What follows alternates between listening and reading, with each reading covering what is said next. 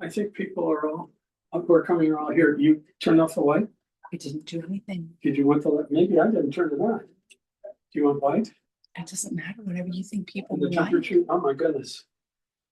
I had the heat on, but it's 77 degrees, I think. So good, okay, so it won't be cold, but it'll be cooler. Sure, let people come up? Yeah, for sure, yes, yeah.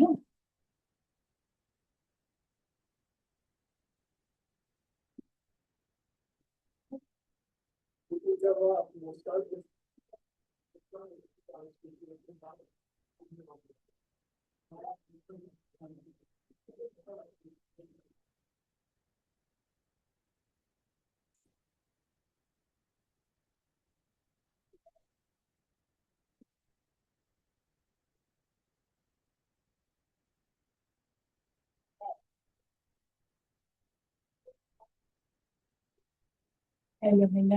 Hi. What's your Venmo info? Kimberly-Braun-36. Ooh, that's a nice number.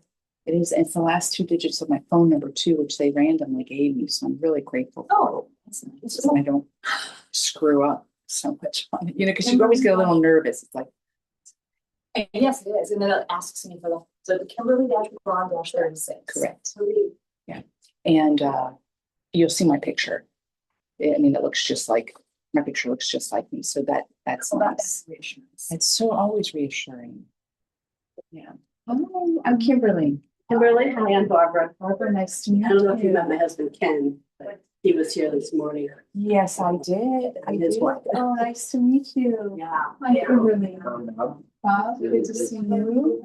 Hi. Kimberly. Yeah. Oh, Linda, nice to meet you. Hi,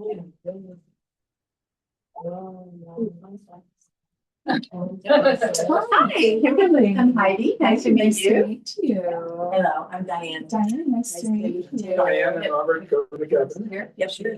Heidi is their friend. This is their second time here. Oh, Right. Rick. And Rick, good to meet you, buddy.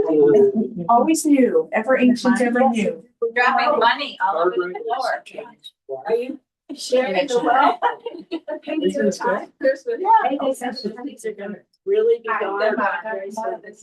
I'm not getting out of money. I love that.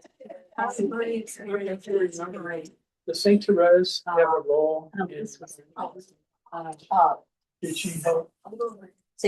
Well, I prayed Does in this all my feel grandchildren. okay? There's some people coming online, so just so you feel like there's not a block between us. So you feel okay? Therese only did so much. Okay, good. She has 8 grandchildren, 4 from, with one daughter, who started with prayer. Oh, yeah. Aw. That's like. Her daughter- her daughter And then I used to- stopped, so now sometimes I turn it. That's really fun. Yeah, And, I don't know that I thought it was fun. I was freaking out. I think you're right. yeah, number one is named who wrote it. Rosalie. Rosalie. Yeah, she's Rosalie. Somebody dropped it down. Oh. That's my mind. Just put it in that bucket over there. I thank you. I was trailing. There you go. Love it, I love it. Generous with the donation. So, did you meet? I did. Yeah, great to meet you. I do the same thing all the time. Sitting cross-legged in a chair. I say this a lot. It's right at 3, right? It is. Okay, I'll give just a second because I'll need to tap people in as they're coming on. So I'll do just a little short housekeeping before then, if that sounds good. Sure. Okay, great. So I do have books if you'd like one or all of my books. The first one that I published that actually was the reason Jack and I met is called Love Calls. And this is a second edition. It's 100 pages more. I needed the second edition. I don't have the second yet. Okay, yes. All Okay. right. And this is really playing out my own experience of divine love as I experienced it at the center of my being, and my own healing and transformation through that experience from a young age all the way through my first 4.5 years as a Carmelite monastic nun. So it's playful, it's easy, it's relatable. The stories are, I think, pretty accessible to all of us. But I did include also some of the mystical phenomena that's been a big part of my life. That's what I reintroduced. I didn't want to put it in the first book because I didn't want people to say, oh, I want that, when it's just all about being love, not what happens in these ecstatic experiences. And then the continuation of this, because this leaves you hanging, is this book that just came out. And this book is Miracles in the Naked Light. And this is the next 3 years as a monastic nun. I was a nun for 10.5 years, and I left in 2001.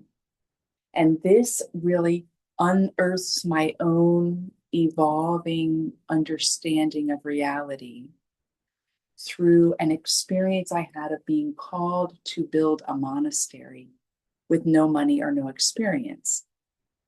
And when I assented to that, everything within me shifted and changed, not just with the initial yes, but through the whole process as reality around me shifted too.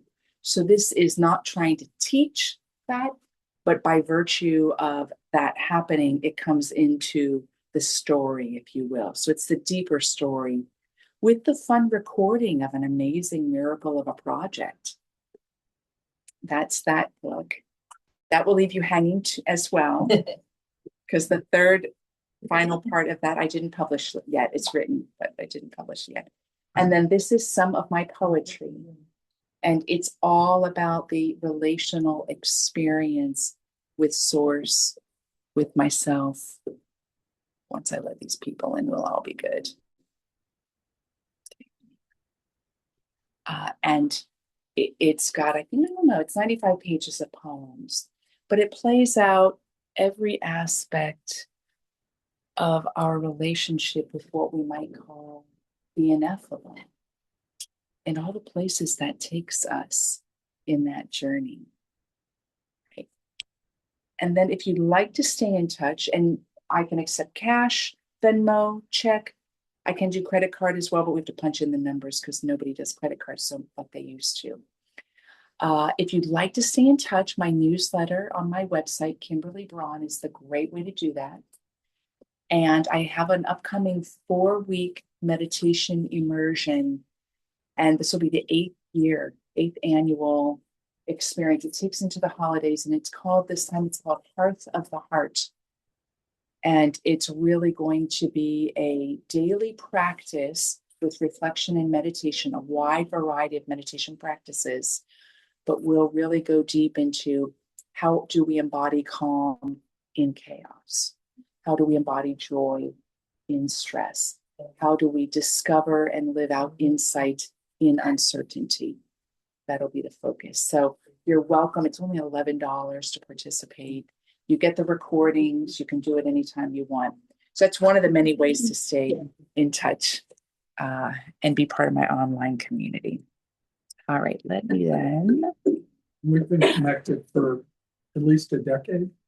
And I think this is her 4th visit here, and every time she comes through here, we get a visit. So this Yes, will not be the last. I know. Isn't that awesome? That's great. I've been traveling for about 25 years now. I travel 3/4 of the year. So I'm more traveling than I am at home. But I get to connect on these levels, and that is home, isn't it? So she's here from Colorado. And there'll be time for more sharing at the end. You're welcome to stick around. We talk about getting a bite to eat, and this can be a time of being together if you feel like you'd like that as well. Okay, there's going to be 4 parts to our experience today. We'll do a short opening. First, and let me preface it by saying, don't take anything I have to say as true. And my online people know that. I always say that.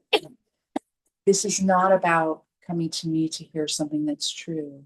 This is about me being a reflection so that you can come close to your own truth. Because when we hear words, words evoke responses within ourselves. And those responses let us come close to what's resonating as true. So I invite you to really position yourself that way. This is really about you and yourself and you and Source, even though we're in this together. And I'm sharing from that very place, knowing as well that when we come into contact with what we might call as true, or life-giving in some way, it's beyond words, isn't it? And we use words to describe it, to explore it, to attempt to articulate it, to celebrate it, to dismantle it. We could go on and on with this, but they always fall short of the words themselves. So we can hold these words with reverence, and let intellectual curiosity be the way we bow before our experience. Get something else in here. Here we go. Okay. All right. So the parts here will be, first, I am going to share with you, not deeply because our time is so short, some common threads of understanding around sound, frequency, and vibration in ancient wisdom schools or traditions. And I'm just going to be dropping them because one of these ideas we could take weeks on alone. But they're really, the purpose is to let you to relax into your own exploration, to get you curious more, and like, wow. And you see these similar phrases, they open up a world of possibility in your relationship to yourself and your relationship to, for me, that's synonymous with source. You don't have to hold that as true, but I do. Then second, I'm going to do the same whirlwind, drop some ideas into the space around modern research when it comes to sound, frequency, and vibration. Because there's a lot of great good that's happening out there that is dissolving what seems to be a separation between what's sacred and what's profane and what's of this earth and what's not of this earth. And we want to do away with those dualistic ideas. Then third, we are going to go very lightly into the idea of mantra. And then fourth, we're going to go into the idea of divine master. And then we're going to tie it all together with direct experience using 3 mantras and inviting in 3 divine masters.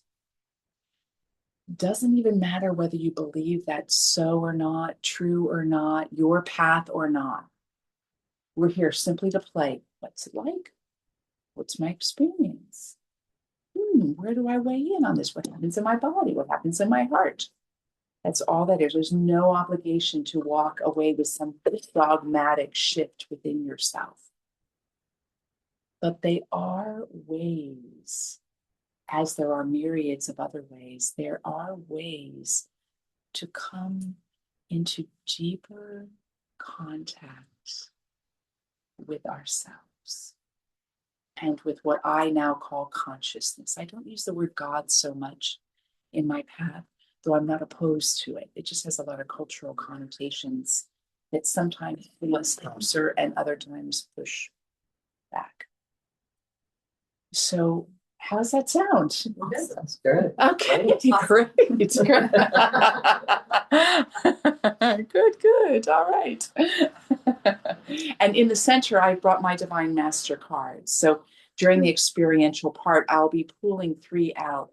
I have found without any deviation that there's not one time that these Divine Masters do not show up to have a personal message for you and also to reveal that they are present for you and to you, if you wish. So I know, right? It feels so good to not feel alone, right? So let's start with a little sound. So I invite you to close your eyes. If you're comfortable, get your feet on the ground and just let the feet move back and forth like you're shuffling, but you're not really walking. And listen to the sound.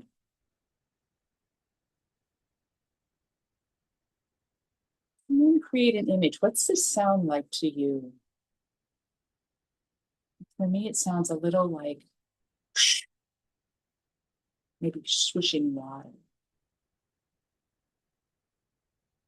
And then let the feet come to rest. And now to prepare ourselves and to open this sacred container, come into contact with the breath. Your breath. No need to change it.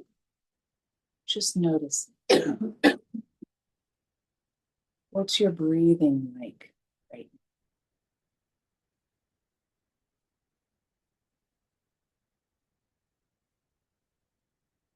You feel that your whole body is breathing?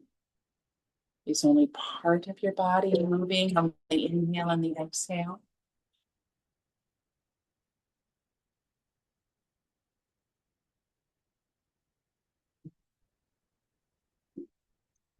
Now, after the next inhale, exhale completely and see if you can hold the breath out for just a moment. And together then, let's draw the breath in. Together, we're drawing the breath in and then we're pausing. Being in that space, the gap. And then exhaling together, pausing at the out.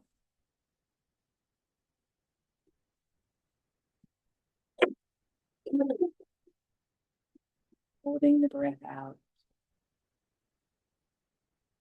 And now on the next inhale, see if you can expand the whole body, even if using your imagination.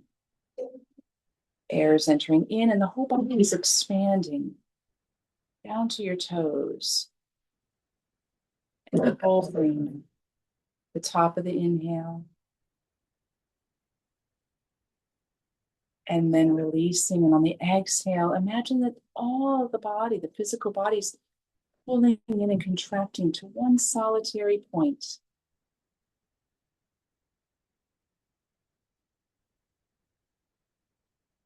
And again, opening the breath. Inhaling, the whole body's expanding, holding, and then exhaling. Same thing, contraction of all of you to one single point. And one last time, inhaling, letting the whole body expand, holding, and we're going to make one sound, the sound ah when we exhale.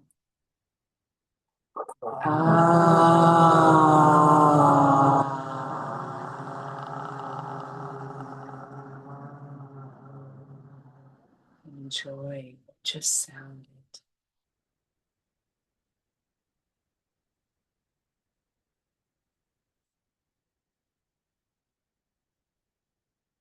Before opening the eyes, let a few of these words be a vibrational sounding for you, inspired by my short conversation with Kimberly earlier, coming from the spiritual canticle of John of the Cross. O crystal brook, if on the silver surface of the water you instantly might form the eyes I most desire, I feel them in me like a scar.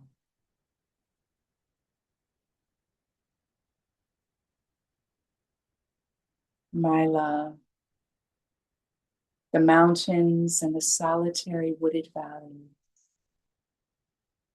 the unexpected islands, the loud, sonorous rivers, the whistling of the loving winds,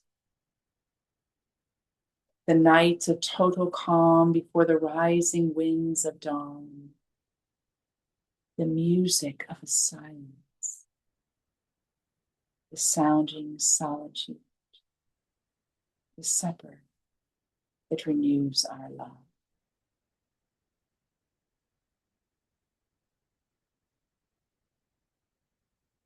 Moving from that sound back into silence for just a moment.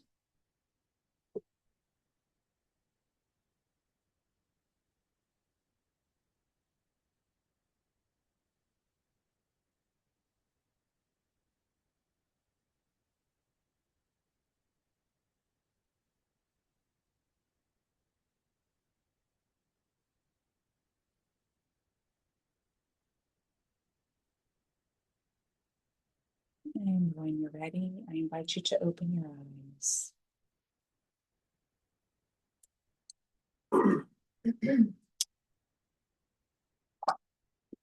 In my own experience of the divine, I went through a period of time that I call my honeymoon phase.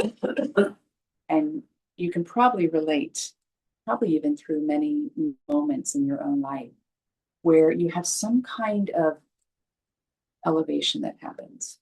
It might be a breakthrough, it might be a moment of healing, it might be what you might call an awakening. And everything within you changes in such a way that you're walking in the sweetness of that change. a lot of the signs that that's happening is synchronicities become your daily bread. Right people, right time, right place. Another sign would be an enduring equanimity or a joy that seems to be who you are for no real reason. There are so many signs that go along with this. And during my honeymoon phase, which I love to sing, so song is a really big part of my life ever since I was little. And in my honeymoon phase, it was about 5 years from when I was 19 till I was about 24. Everything was a love song. Everything. And I can remember among the many songs that I could sing any song and it was a love song. But one of the ones that was really popular for me personally was Annie's song by John Denver. You fill up my senses like a night in the forest. It even makes me want to cry here. I couldn't go anywhere without singing that song and feeling like God was loving me through the trees and the ground and the air and the sun and the breath, my own breath.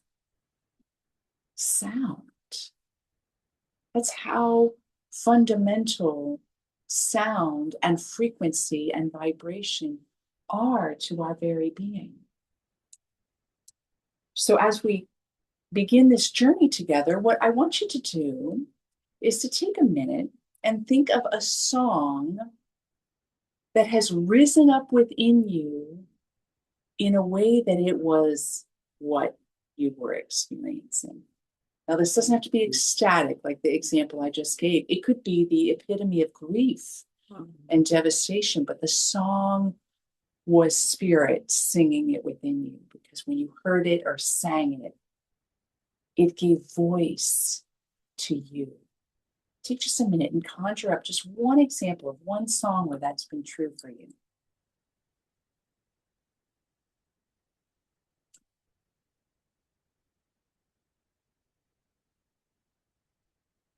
All right, and now I want you to share that. Let's pair up. You'll need to be a triad because, well, actually, do you think your wife's coming back? Okay, because she felt in her chest, she has some congestion or something. What's that? Oh. Well, the doorbell's. You think? It's probably her leaving that we're gonna check. Oh, okay. So go ahead and pair up, and then if we end up, we'll have a trio. What I want you to do, and if song didn't come to you, see if some word that spoke to you. Maybe you read it in a book and it gripped you. Share whatever that is with somebody. So pair up first, and then I'm going to tell you when to go. Okay. So go ahead and pair up with who you're going to share with. And then once you're paired, then go ahead, first person, and you're going to get 3 minutes. Share the song or the word and share how it gave voice, either touching you deeply, expressed your reality. It was you, it spoke to you. Okay. Go for it. First person, 3 minutes. If you're watching at home, just do the sign.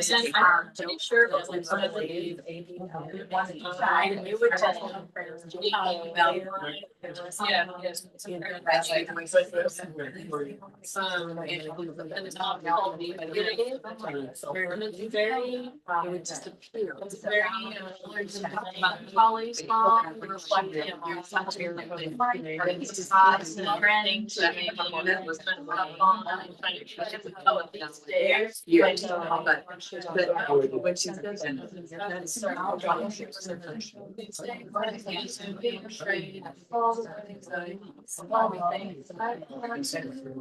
I'm mixing up flowers. I mean, and it was so So, At the time it just made her so my friends have like really conscious of it. Just you know, just made it hard to What it is in my last. I'm so hungry. Figure it out.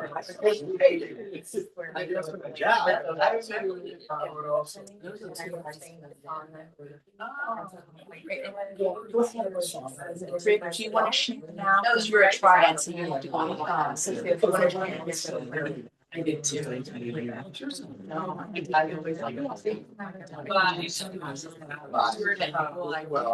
at the same time you die. Yeah, that's it. Well, when you're not. So that's all right. And I thought of that whole world, that was the minute.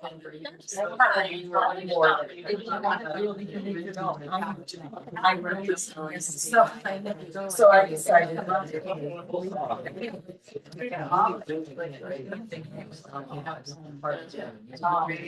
First person, begin to bring your clothes to a shape, your chair to a close. And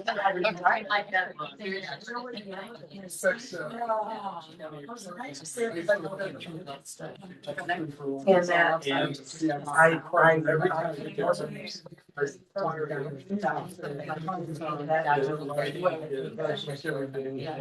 Second person sharing, if you haven't already changed.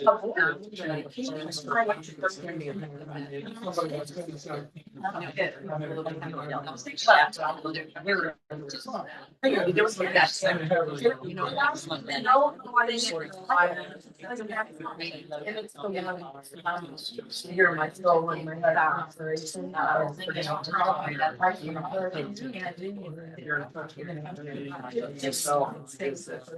And I don't know where.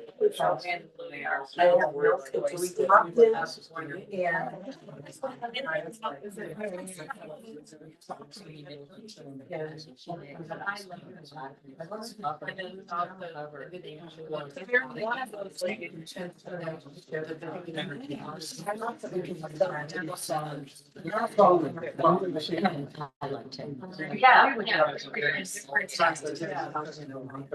Then other one, at least with.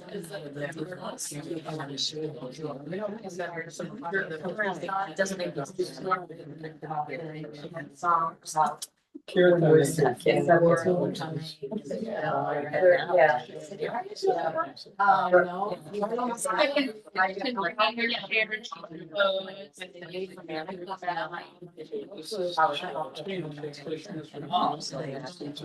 it was.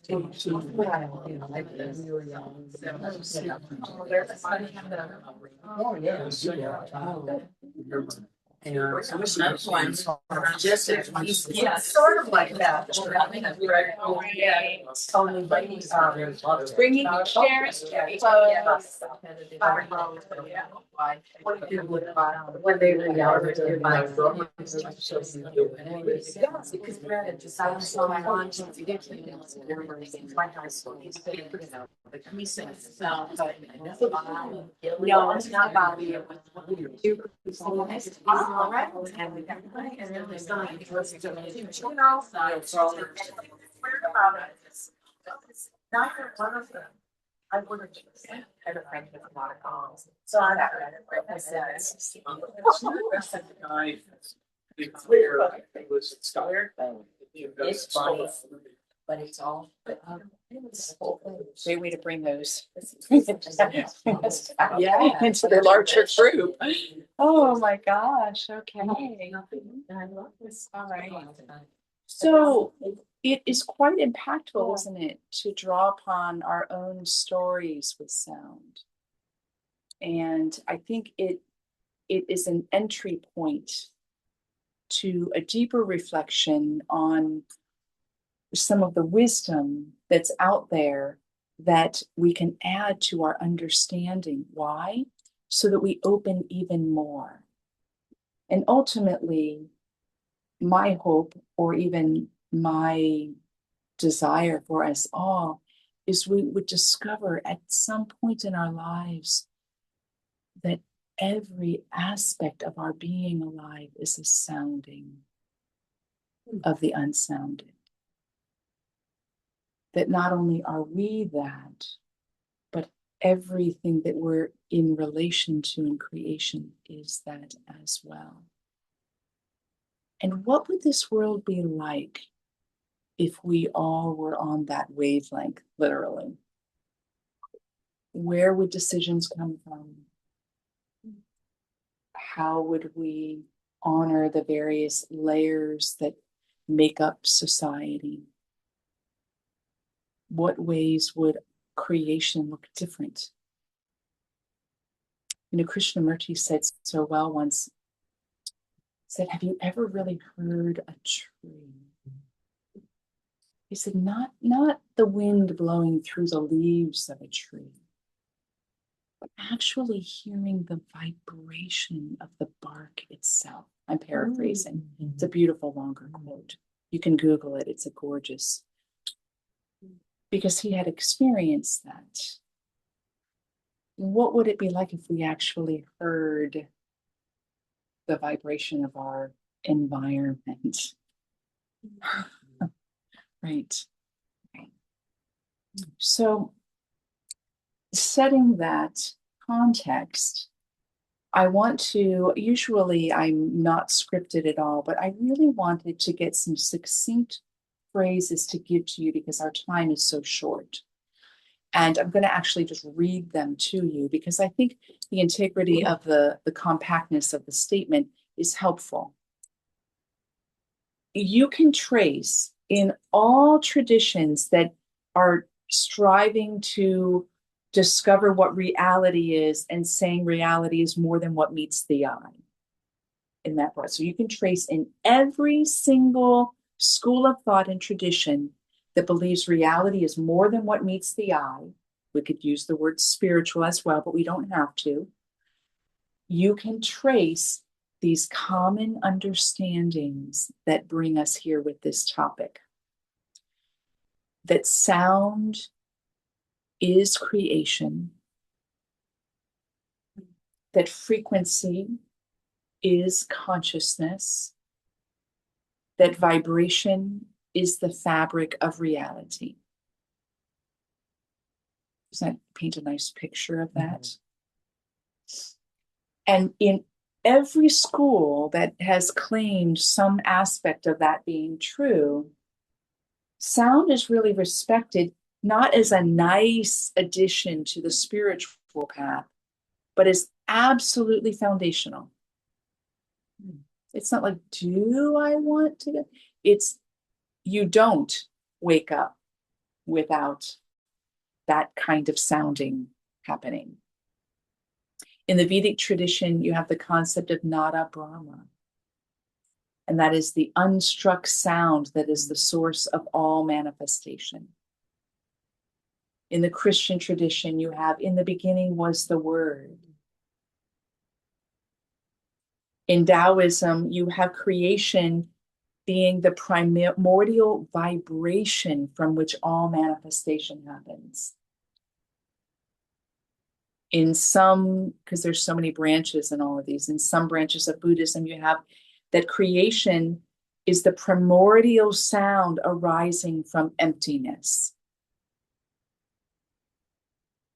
And those all have this common thread to them, don't they? It's seen that sound in these, and that's only 4 of the many traditions that we could go into, that sound is a carrier of consciousness. These are provocative ways to talk about this, right? That frequency is the signature of everything that exists. That vibration is the living pulse of the divine moving through form, making things much more fluid, dynamic, potential at every single given moment, right? Right. So take a moment and just kind of like sit with those robust phrases. And what happens within you then when you hear any of those phrases? It's like there's got to be some response that happens. Even if it's a no, there's a response. And what is the resonance? What rises within you? What emerges like the primordial sound from the emptiness? So coming from that, then, anytime sound is embraced intentionally, and for most of humanity, that intentional embrace of sound is through specific experiences, like all the bowls behind me, or chants, or prayers, or kirtan, or sacred soundings, or sacred texts, like the poem that I read from John. Most of the time, it's an intentionality that's coupled with that. And in that sounding, we participate with the shaping of our own selves. But it's not limited like that. That's why I had you share a song, because that song didn't need to be like a religious song, right? Or a sacred chant necessarily. Any song could be that gateway to the experience that shapes you as the divine pulsing in form.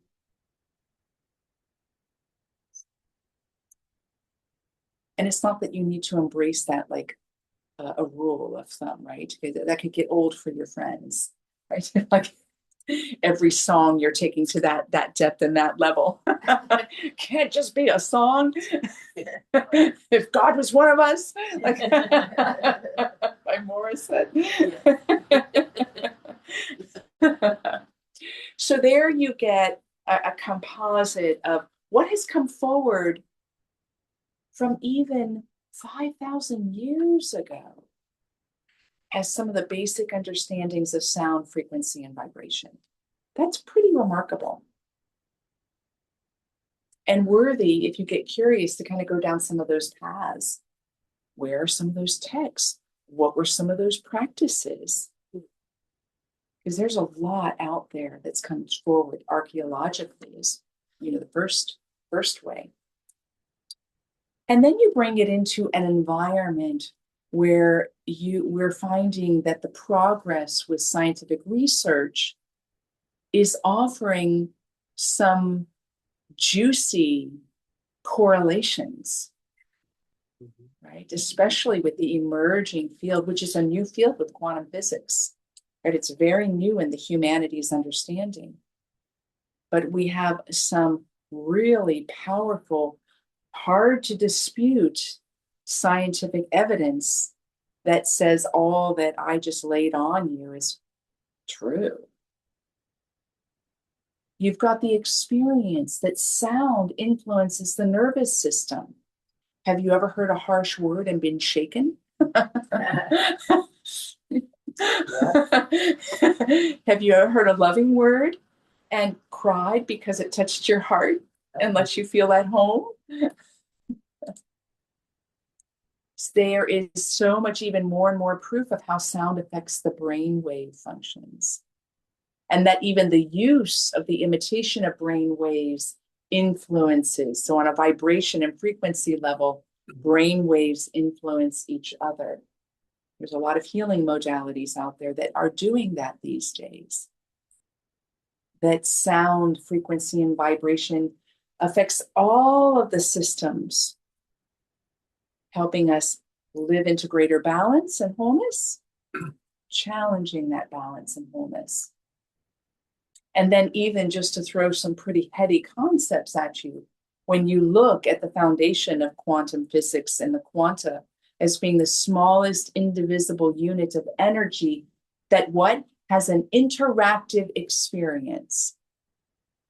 And that when they look at the patterns of this indivisible unit of energy, while there's a lot that we could name there, 3 of them that are relevant to this workshop would be quantum superposition, which is the proof that on a quantum level, quanta are interacting in the presence of infinite pathways that could be taken at every single instant. That means on a quantum level, you at any moment can completely shift and change and change and change and change and change and change. That the pathways are infinite pathways. You can go from multiple to infinite, which puts us in touch with very popular phrases. My infinite potentiality, omnipresence, omniscience. That puts us in touch with what a very fundamental power that is what we're made up of, even smaller than on a cellular level. That's verifiable. And another concept that goes with that, quantum coherence, that is the proof of interconnectedness. That at every moment that the quanta that are interacting experientially are interconnected, not just with that seems to be the perceived other quanta interacting, but that you can't separate it out of the whole of creation.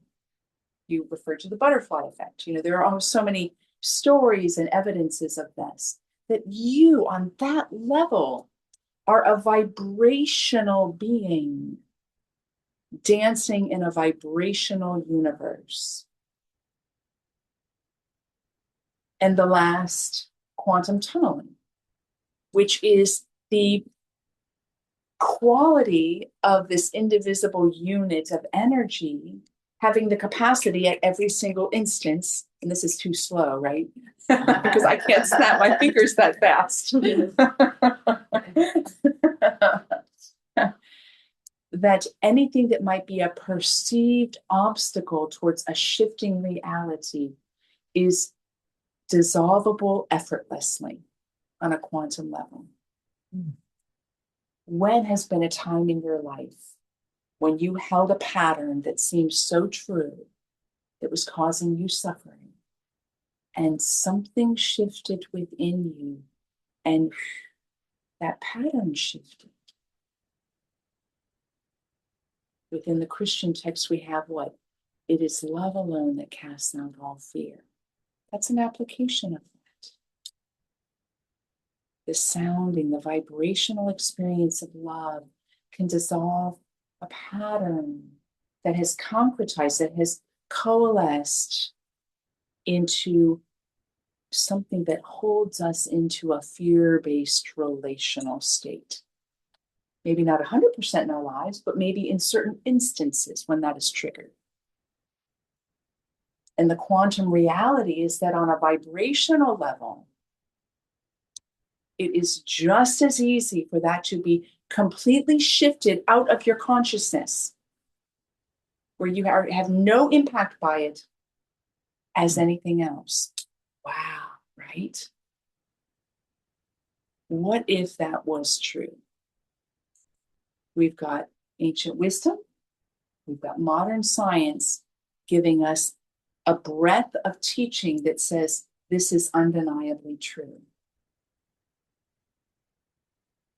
And the beauty then of this life is discovering how it is true.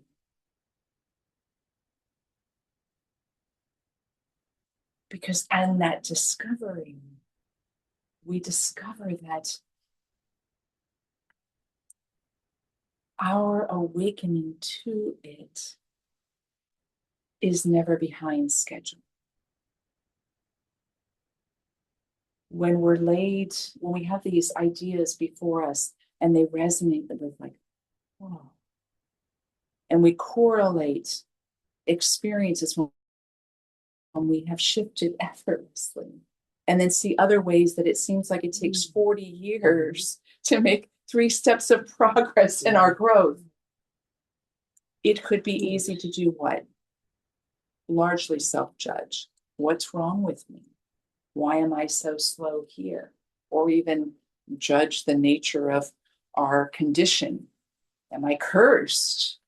Maybe this is my reality that I'm going to be stuck in this lifetime. We can build up all sorts of evidence. But there's resounding evidence that calls for our attention here to give more time on as potentially being the way that we can shift moment by moment into the fullness of our being and stay there as a stable resonance and frequency, the energy signature of it. If we were to meet somebody in this life, that when we are in their presence, we experience peace. Something there has stabilized within them in that frequency, hasn't it? Or that when they speak a word, we get lit up. Something in them has shifted into the stable pattern of being the transmitter of the ineffable source.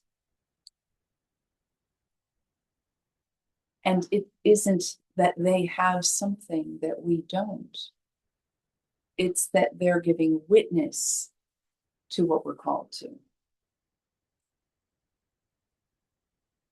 Think of somebody that you've experienced that with. And it may even just be the idea of someone. For instance, many people, I have met the Dalai Lama energetically. He actually came into my room one night. It was his birthday on July 6th. And he kissed my forehead. It was very powerful. But I've never like touched his hand or gone to where he's at in that form.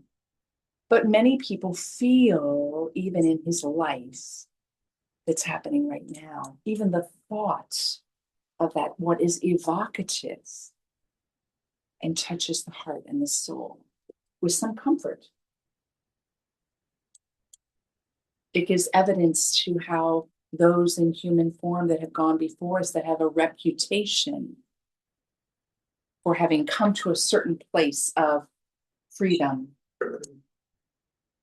might be said in some traditions, holiness in other traditions. And what happens? Things they've written, images that are of their countenance, relics that hold something that was them, have an impact because they came to a certain place of stabilized frequency, of being that divine in form. So it sets the stage for my invitation as optional homework for you to give yourself some time and see what are some ways that I'd like to explore how that's true, if it's true or how it's true. You can frame however you want. What are some specific ways that I want to go deeper down that rabbit hole? What's drawing me? This time together, we're looking at what two things? Mantra and divine masters. Those are two of the many ways. I chose them hopefully in the service of why we're all drawn here. It wasn't just arbitrary. I meditated before Jack asked me for it. He said, well, what do you want to do? And so let me meditate. And that's just what came to me. So my hope is that was the right choice, because it was one of many things. I'm like, oh gosh, there's so many. But those were the two things that came to me. But let going forward, yourself get a bit curious and playful. What can I go down some rabbit holes on this that lead me deeper into the experience of what we're talking about here? So let's start then with mantra. I love mantra and mantra is one of these umbrella terms today, isn't it? Mantra has become anything from affirmative phrases that resonate with a truthfulness, like I am the divine. Like you could say, I'm saying this mantra today so that I can open up and awaken to the truth of it, of me being it. To songs that are sung as ways of opening up the heart and soul. to what is more traditionally understood to be, mantras are syllables that are the reduced yet fully expressed body of consciousness, of an aspect of consciousness. And it is believed in that more original way of understanding mantra that when you tone the syllables, because the syllable itself is the fullness of it, that you are sounding yourself into being that. So the tone of the syllable om is the seed composite of all of consciousness. So in one little, we're 2 letters in our understanding, because other traditions have 3 letters, but 2 letters, om, is how we oftentimes spell it. We're saying when we chant that, we're actually opening up to finally waking up to the fact that we're consciousness. So that's more of the traditional understanding. And that's how we're going to refer to mantra for 2 of them, not for all 3, for 2 of them. Okay. But mantras, just like meditation, has become an umbrella term. Now, I'm not a purist, so I like that we get these umbrella terms because it serves as a bridge and a doorway to more people saying yes to where it's meant to take you. I respect the purist definitions of meditation and mantra 100%. And I love the integrity of those. But I don't think it's any less full of integrity to have these umbrella terms that then pull people in. Oh, meditation is just my way of coming home to myself. And then I can go down many paths of those types of practices. Mantra is simply me waking up to the reality that I am the sounding of the unsounded. And I may do a Karen Drucker. If you know her, she does a lot of mantra like English, oh Mother God, thank you for this day. And she does these kind of like rhythmic, tribal, mantra-like repetitious songs that can really open up individuals to a deeper experience. But we're going to be looking at mantras that have a more traditional existence. And we're going to take one from a Vedic tradition, one from a Tibetan Buddhist tradition, and the third, which is using the more umbrella term of mantra, from the Christian tradition. And I'm going to just break them down for you, and we're going to use them in our experience. So before I go there, let me jump to the Divine Masters, and then we'll do a quick stretch break before we get into things. So,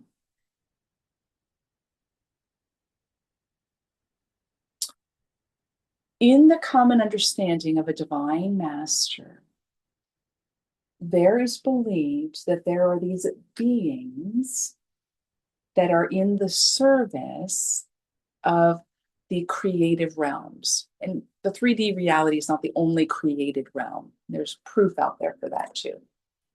And they exist because they have come to a certain place where they are the vibrational fullness of some aspect of creation where the divine is fully expressed. It's very complicated, right? I'm going to break that down a bit more for you. Some that fall into this group we call Divine Masters are those that were noted to be human. They lived at a certain time and a certain age, and in their own awakening process and evolution, when they transitioned from being in the physical body, they still exist fully realized and in relationship with us. A Buddha would be one. It's believed to be there. Jesus would be another one. Mary Magdalene would be one. Kuan Yin was believed. So Kuan Yin is you get many I could give you all the different words, but in China and Japan and Korea and all that, you get all different words for Kuan Yin.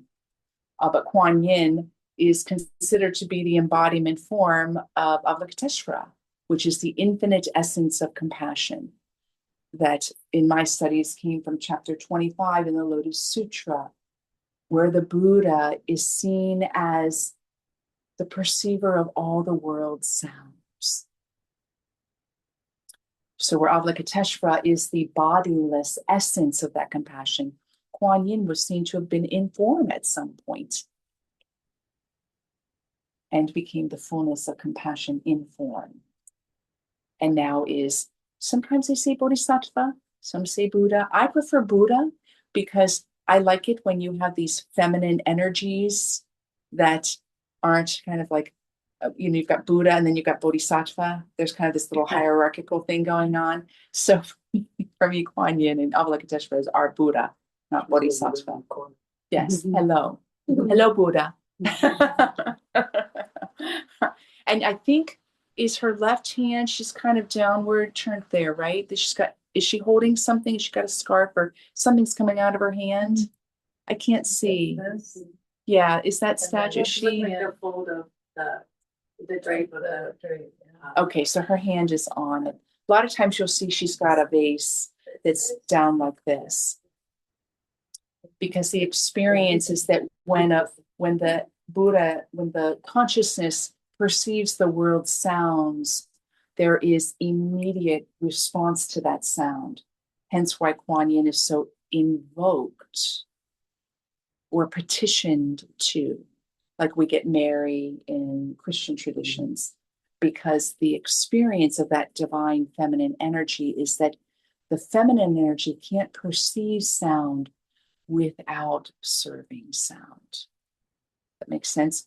Perceive suffering, give balm, perceive goodness, affirm and nurture that goodness. That feminine energy it's like two sides of the same coin. The divine feminine energy can't perceive something without immediately serving it. And there's no gap between the two of those happening. So that's why you get such a big cult following in my studies, many studies, but in mine, why you get such a big cult following of Kuan Yin and the many forms of Kuan Yin. So, and Mary and some of the other traditions. And then you've got another part of this divine mastery school, and that is those beings that were never in form. And you get pointers to those beings, a pointer to Shiva, right? You get images, right? And you get forms of the embodiment of Shiva, right? But you get many, many essences of masters that are at the service of creation or are in the dance of creation waking up. You can look at esoteric presences such as Gaia, Kali. My mind is just jumping to so many different presences of divine masters that have never been in form. And with this whole school of masters, they are constantly involved in creation. For what reasons? We tack on the reasons, right? We're fairly egocentric in our evolution, right? What help do I need? What help does humanity need? And we then give all these extra reasons. Everything's here to serve us. And, we needed it. But there is a certain universe revolving around us. I think that once we're out of form, we'll find that there's probably a lot of other reasons that these divine masters exist. But whether they had ever been in form in human history or not, all of them in our experience are showing up at the service. They are vibrational essences of things we're waking up to. Qualities that already exist within ourselves that we are waking up to. And then we participate with them on that level. That level is what? Freedom. That level is complete freedom in the co-creative process of being consciousness in form.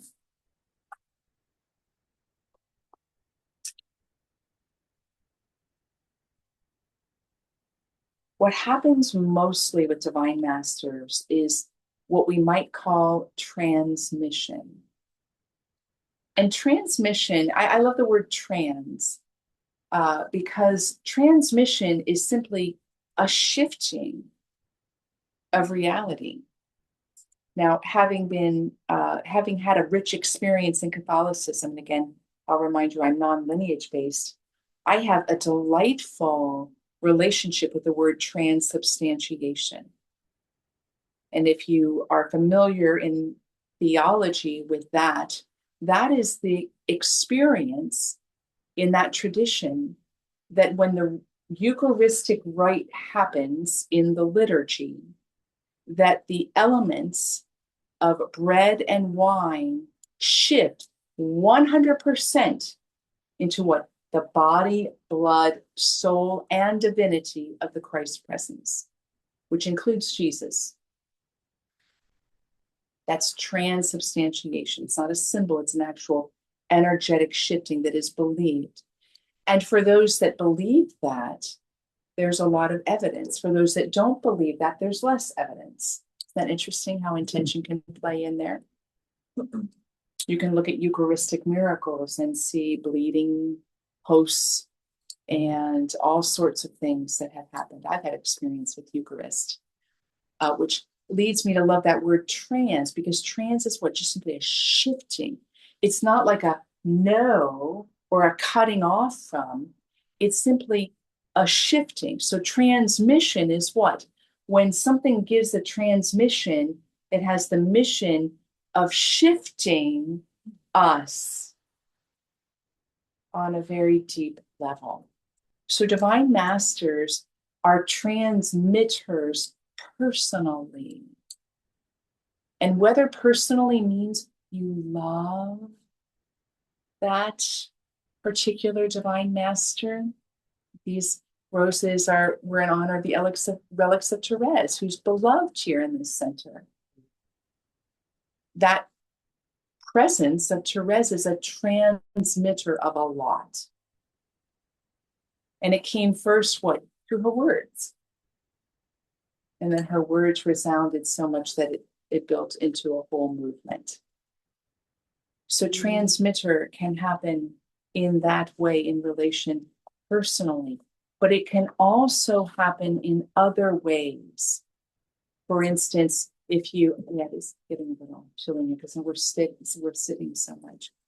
It also can be a transmitter in other ways as well. And I would invite you to get curious about that.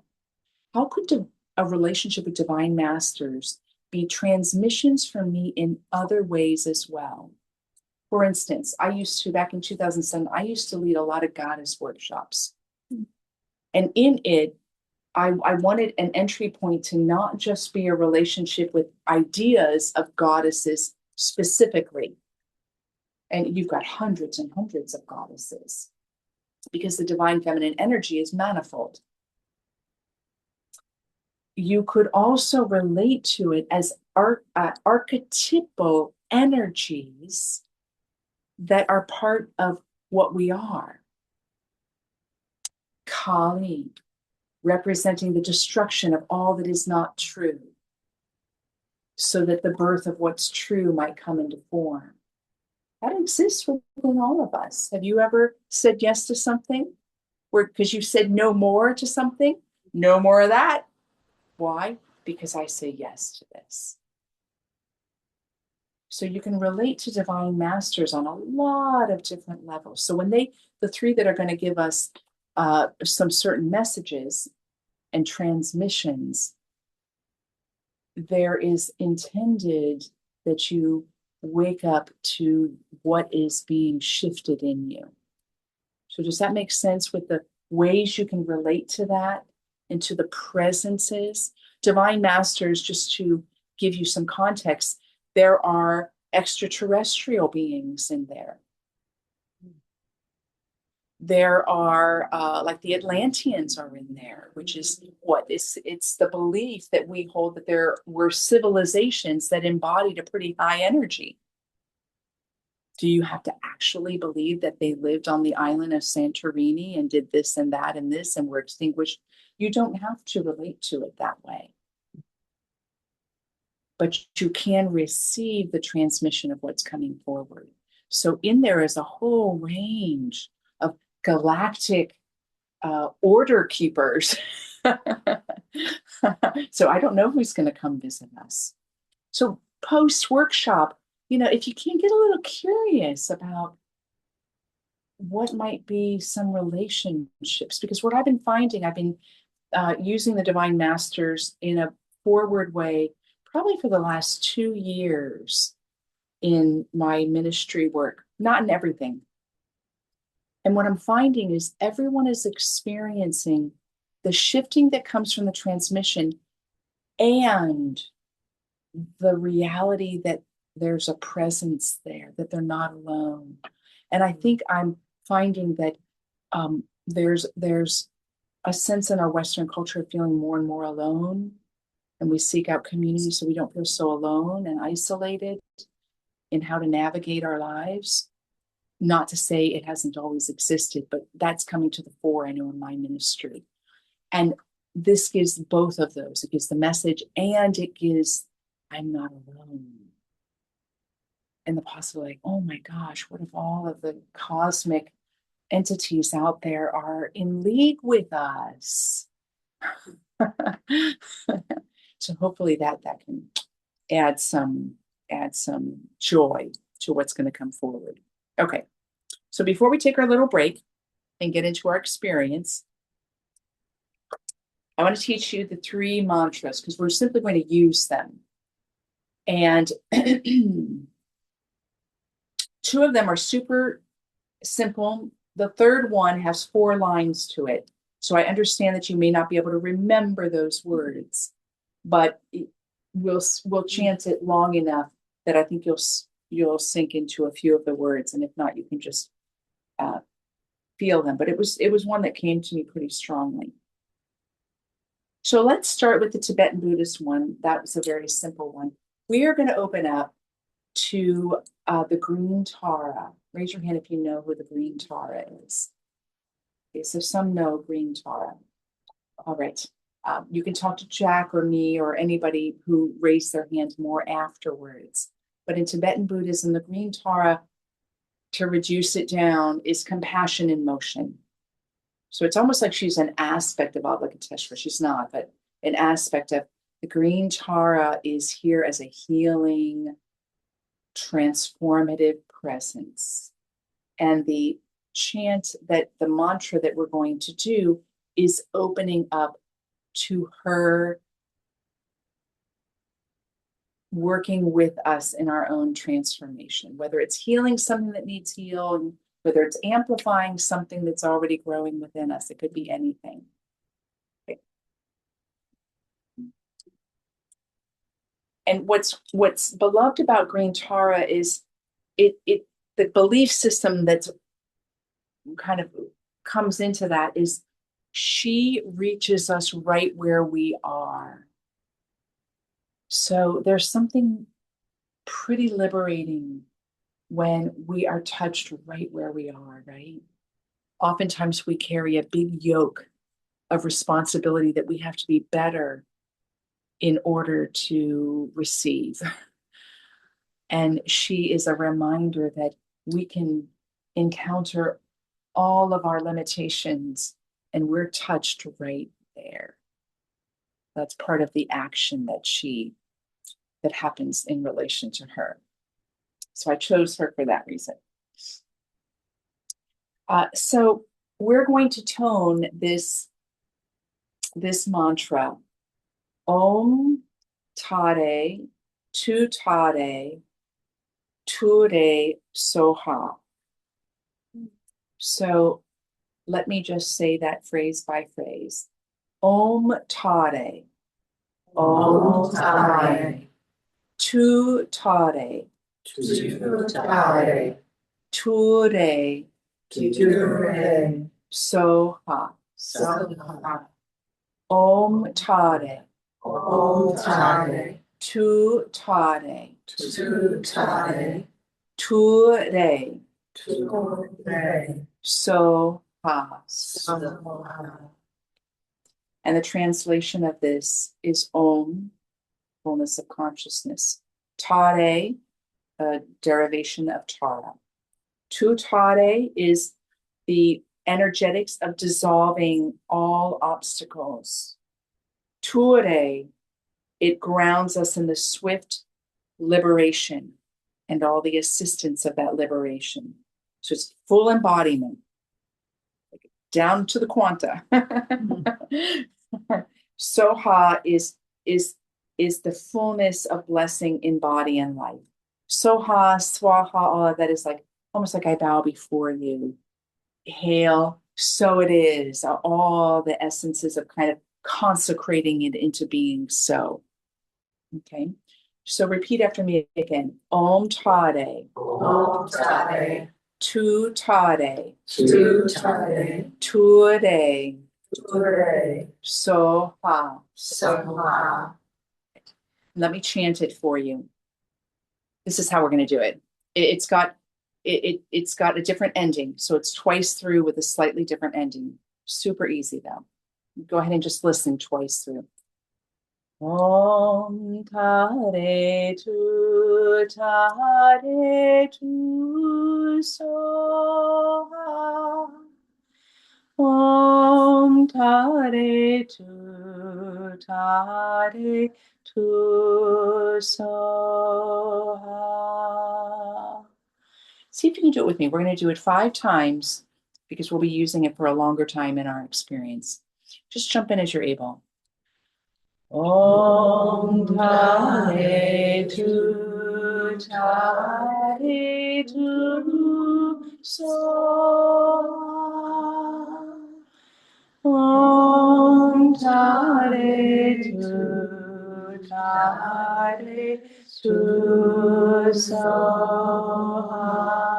Again. Om Tare Tu Tare Tu Soha. Om Tare Tu Tare Tu Soha. Just one more time. Om Tare Tu Tare Tu Soha. Om Tare Tu Tare Tu Soha. Great, great. So we're gonna let that just undo us a little bit later. Okay. So the Christian mantra, I have to admit, because I do a lot of Hildegard of Bingen chant and Gregorian chant, and I was very tempted because that's so profound to try to bring some of that in, but it is so complex. I'm going to take one Gregorian phrase, one that I rarely ever use. I use a lot of Marian chants and other Mary Magdalene chants. I use a lot of other chants, and I don't use this one as much because oftentimes people move away from religion. And this one is still used within the religious structures quite a bit. So I'm going to invite you to leap. If you don't feel like you align within any structure, leap beyond the religious connotation with me, because it too is an incredibly powerful mantra. And it is Kyrie eleison, Christe eleison, Kyrie eleison. So I'll say it phrase by phrase. Kyrie eleison. Kyrie eleison. Christe eleison. Christe eleison. Kyrie eleison. Kyrie eleison.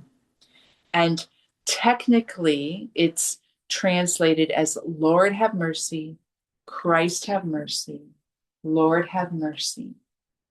But I want to give you a different translation of it that is more attuned to the frequency and vibration of what the import of that mantra is.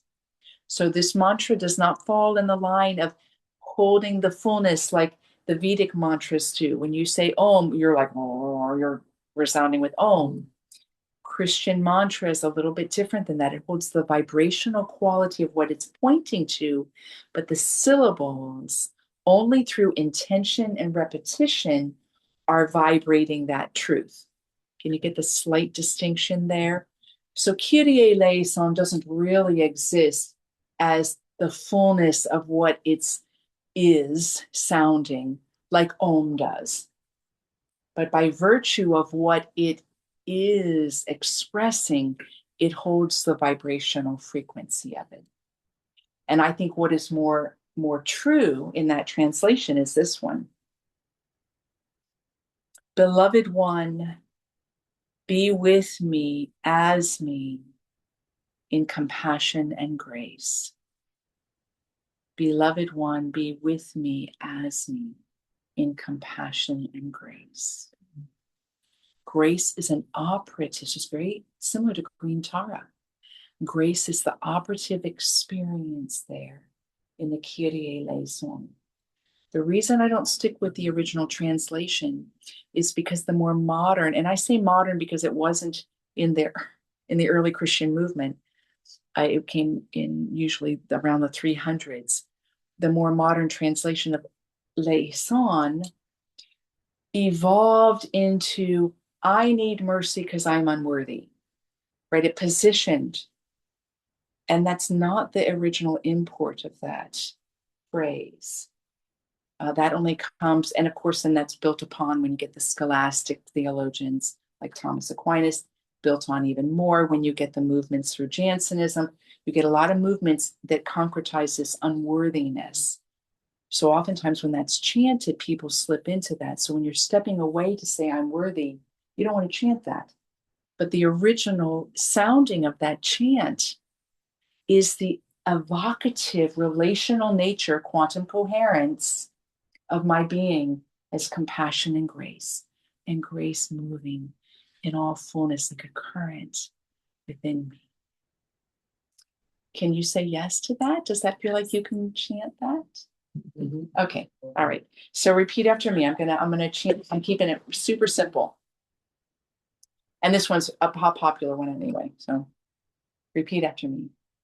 Kyrie eleison.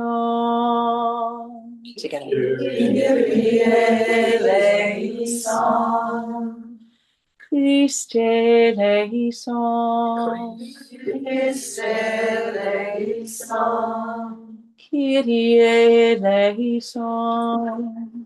Kyrie eleison. Fantastic. We'll be just chanting that together. And each of these mantras is like a step, right? Because we're knocking on the door. Okay. Last chant, and then we've got a bathroom stretch break. We're going to do the Gayatri mantra. Raise your hand if you know the Gayatri mantra. So considered the oldest, most well-known mantras. And I was drawn to it for that reason. It has been sounding thousands of years. So we get to step into that current. Satya Sai Baba said, if you're only going to do one mantra the rest of your life, this is the one. There we go. Good to We get a know. little Wow. stamp of even more approval. Now I could break it open much more, and I'm not going to do that. We don't have the time for it, because I could give translations of each of the lines and we could go into it.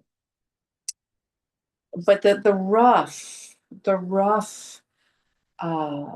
sounding, the evocativeness of this mantra is the living intelligence of light itself. So where with the Tara mantra, we get what? The Divine Master. With the Kyrie eleison, we get the what? The broad school of Christ consciousness. Within this one, we get the sounding of the living intelligence of light itself. And the poetic translation I like is, may divine light that illumines realms illumine my mind, my heart, and my life. Super loose poetic translation there. Right. So I'm going to say this mantra. This one's going to be a little hard to do all together, but maybe in the break, if you want to write it down on something, I've got some extra paper, you could write it down. I'll read it first. Om Bor Bhuva Svaha Tat Savitur Varenyam Bargo Devasya Dimahi Diyo Yona Prachodayat. So that's long. Okay, right. So I'm not going to have you try to repeat it after me, but if you want in the break, you can write it down. Is that Hindu? Sanskrit. Sanskrit. Mhm, Okay. yeah. And we're going to tone it like this.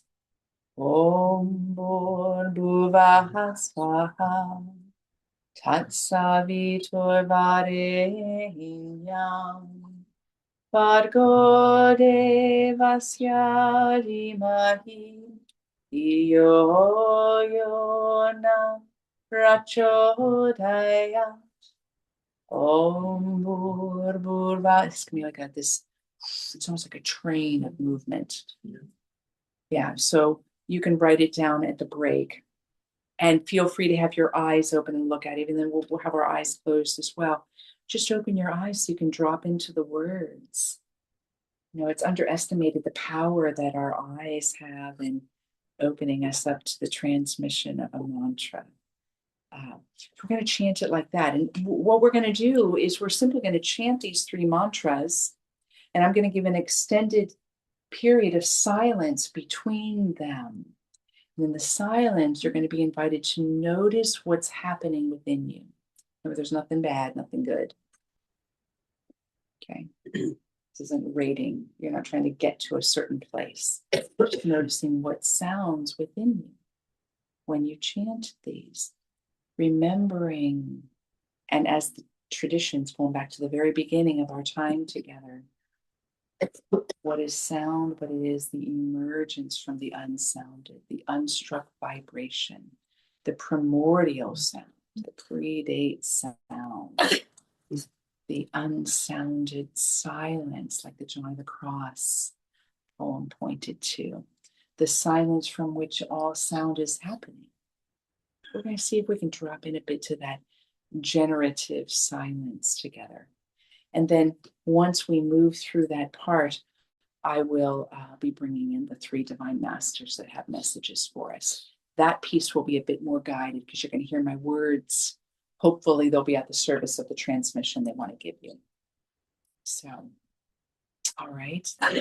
Okay, any, before we get up for a break, any pressing questions before our experience? Yeah. Not really questions, but for those maybe not familiar with it, we have 2 bathrooms. There's one here, one on the first floor. And the melody for the Gayatri is Deva Premal. So Yeah. if you're familiar with her, she's wonderful. And you can find a recording of that. Oh, great. Yeah. Thanks. Super easy. I love her Gate too. Yeah, she's great. Yeah. Okay, let's take a break. And I'm going to put the Gayatri here if you want to write it down. You can even write the other ones down if you want, but I'll write this down. Can I take a picture of it? Oh, yeah, that's a great idea. Totally. So are these the books that we're gonna take or are they Oh, here? yeah. Okay. Either is good. Yeah. Just write it down. What did I do? No, I put it right here on top of the line. Okay, and those of you online, we're gonna come back. Let's just come back in like 5 minutes. Sure. You have a watch. I do not have a watch. It's 4:21. 4:20? 4:20. Oh, 4:20-ish. Okay, 5 minutes, and Jack will give us some more gonging to bring us back in. Yeah. Putting it on you. We had Tara before the fire, but she was destroyed. I don't have her. Yeah, okay. I love her.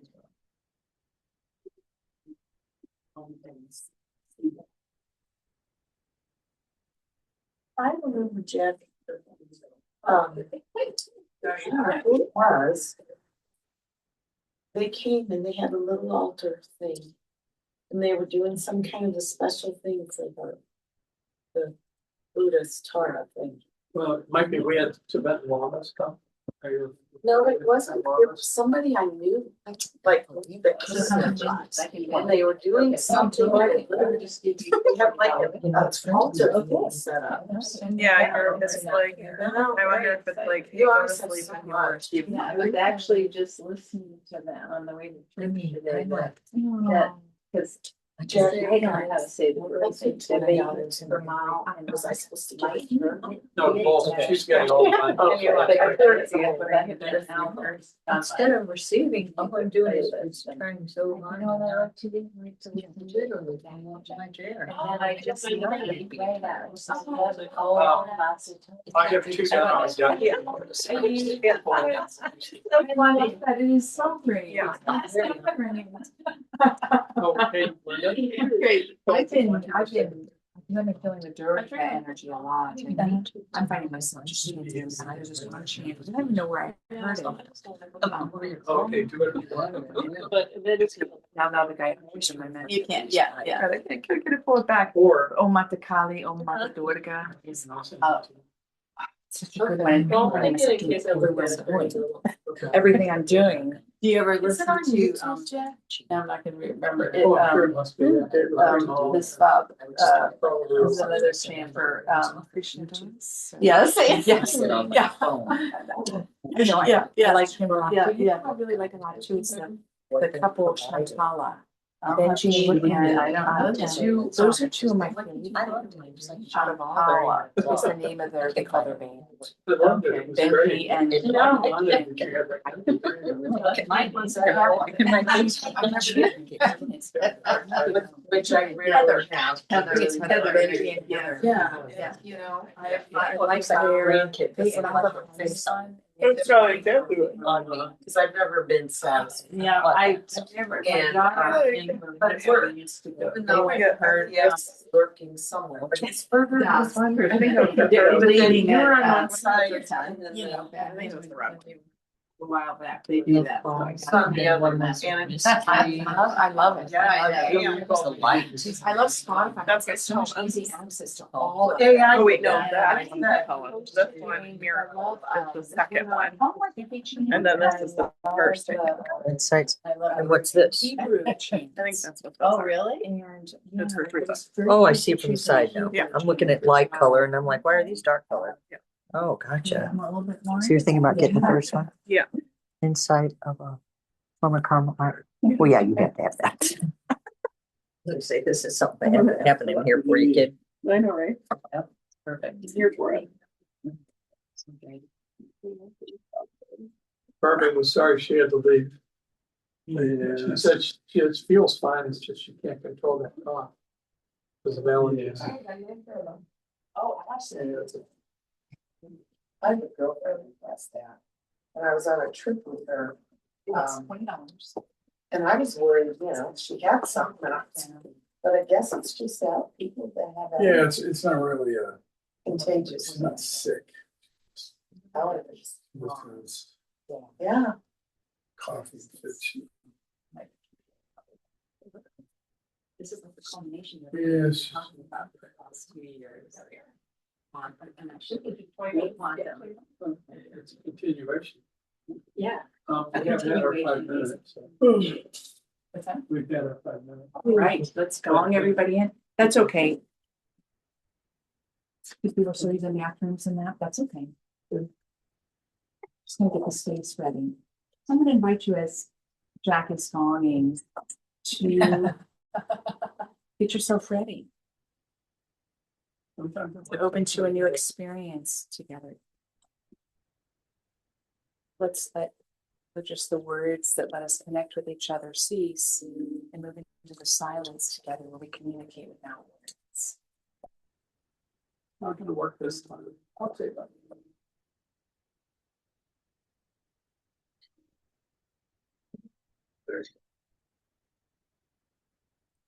Excuse me.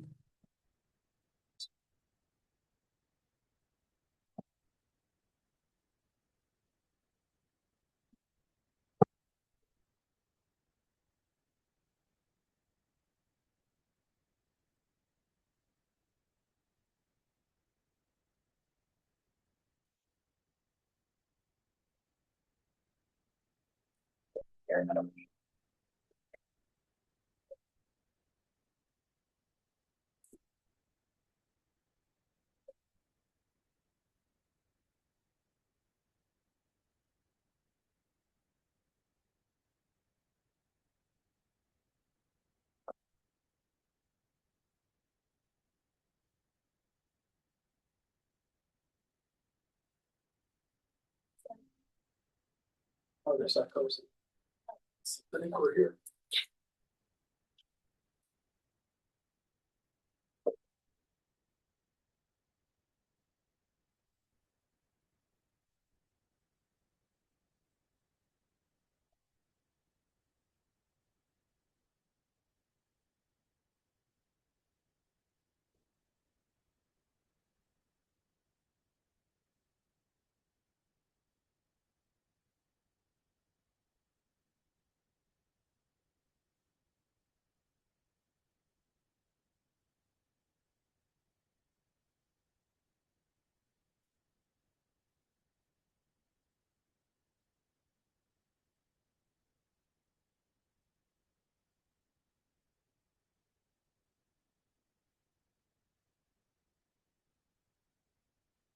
When we come together in these experiences,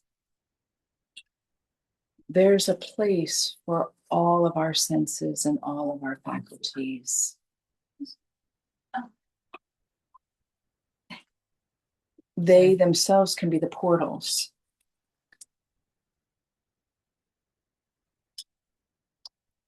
And even though it can be easy to say, oh, I wish my mind were quiet so that I could be. Oh, I wish that my heart did not have dis-ease and unrest so that I might be. Oh, I wish that my memories wouldn't drag me down so that I could be. Yet these are the faculties in which we are.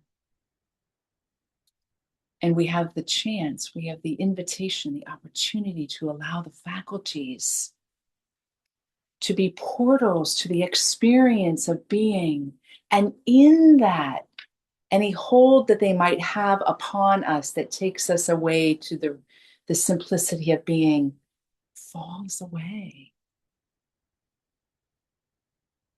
So I begin with this poem that is harnessing the faculty we might call desire.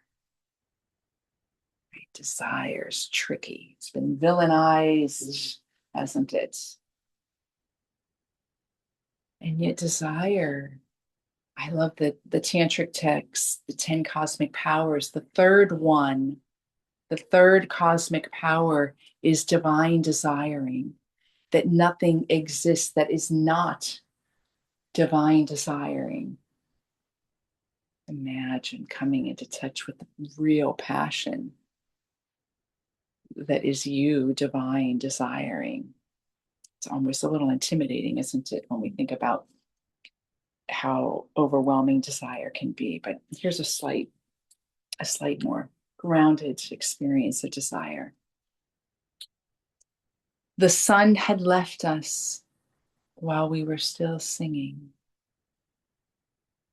and dusk wrapped us in her arms.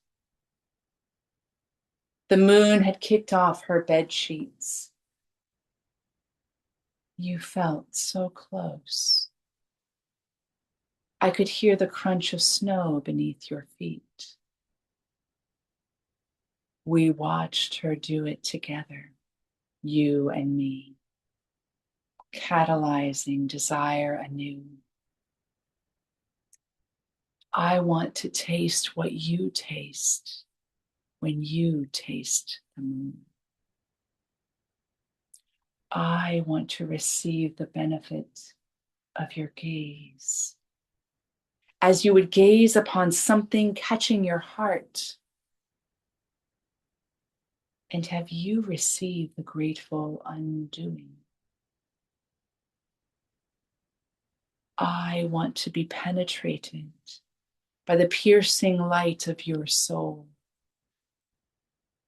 and find us in some kind of utterly new, familiar dance. I want to hear what the air sounds like when you are breathing. I want to feel your breath as it inhabits the land.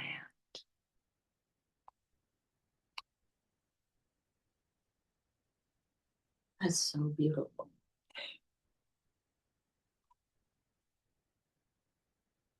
And that beauty, we close our eyes together.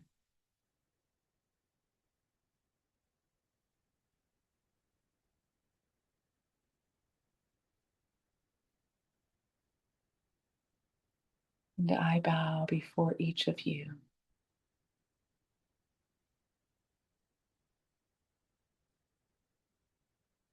Who have chosen for the most profound reasons to come here today, that we might co-create together, that we might receive and give.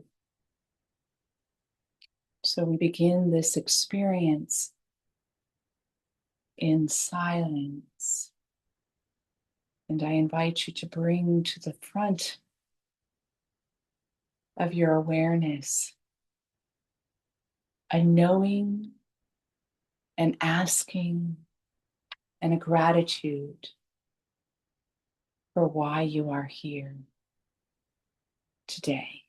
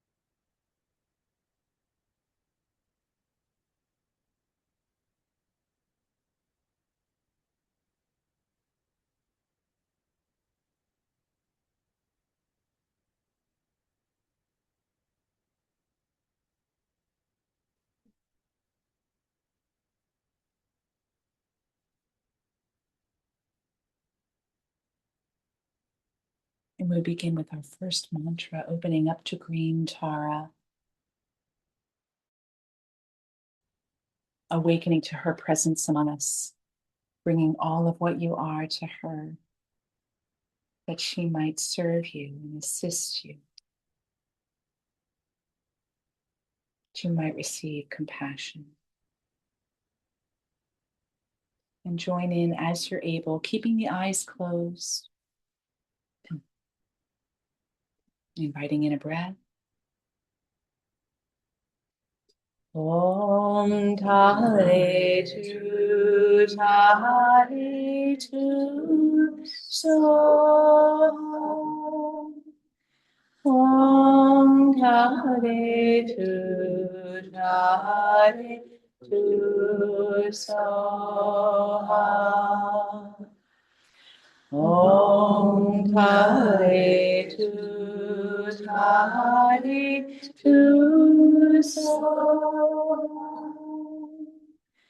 Om Tare Tu Tare Tu So.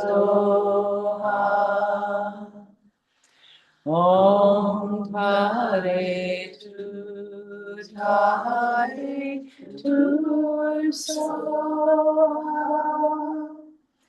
Om Tare Tu Tare Tu So.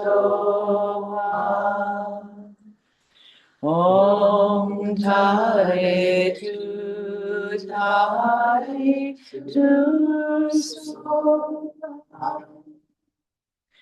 Om Tare Tu Tare Tu Soha.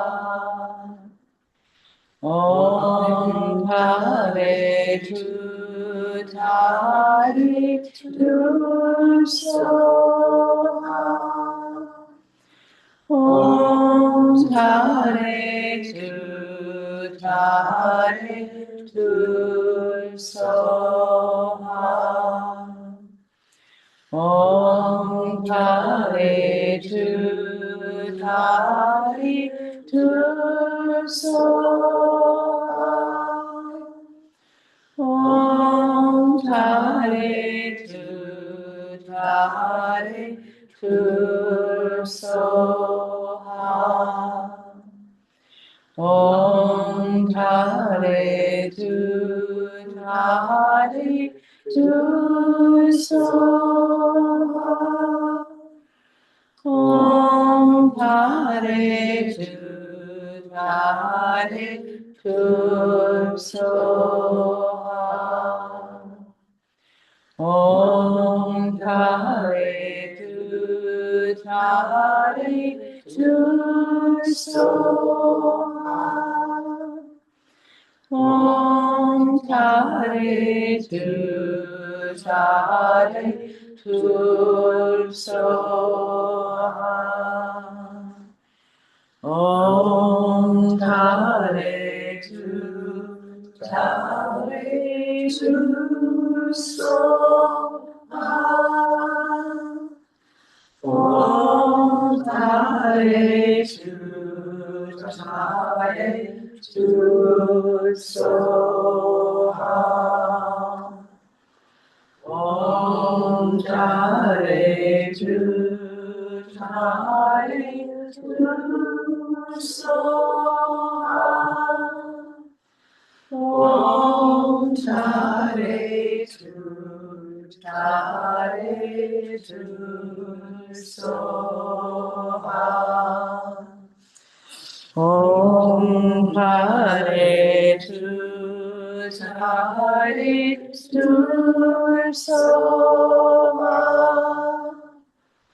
Om Tare Tu Tare Tu Soha. Om Tare Tu Tare Tu Soha. Om Tare Tu Tare Tu Soha. One more time. Om Tare Tu Tare Tu Soha. Om Tare Tu Tare Tu Soha.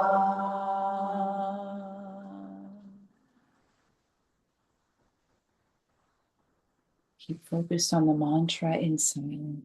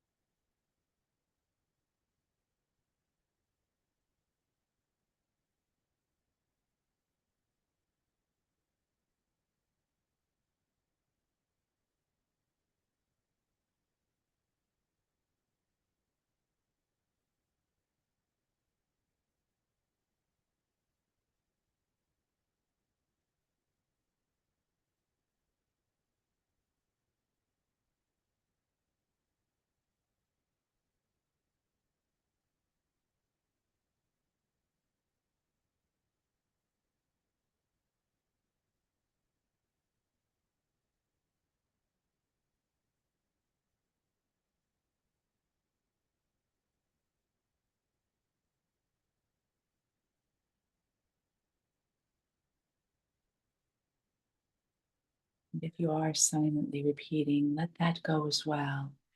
And simply be.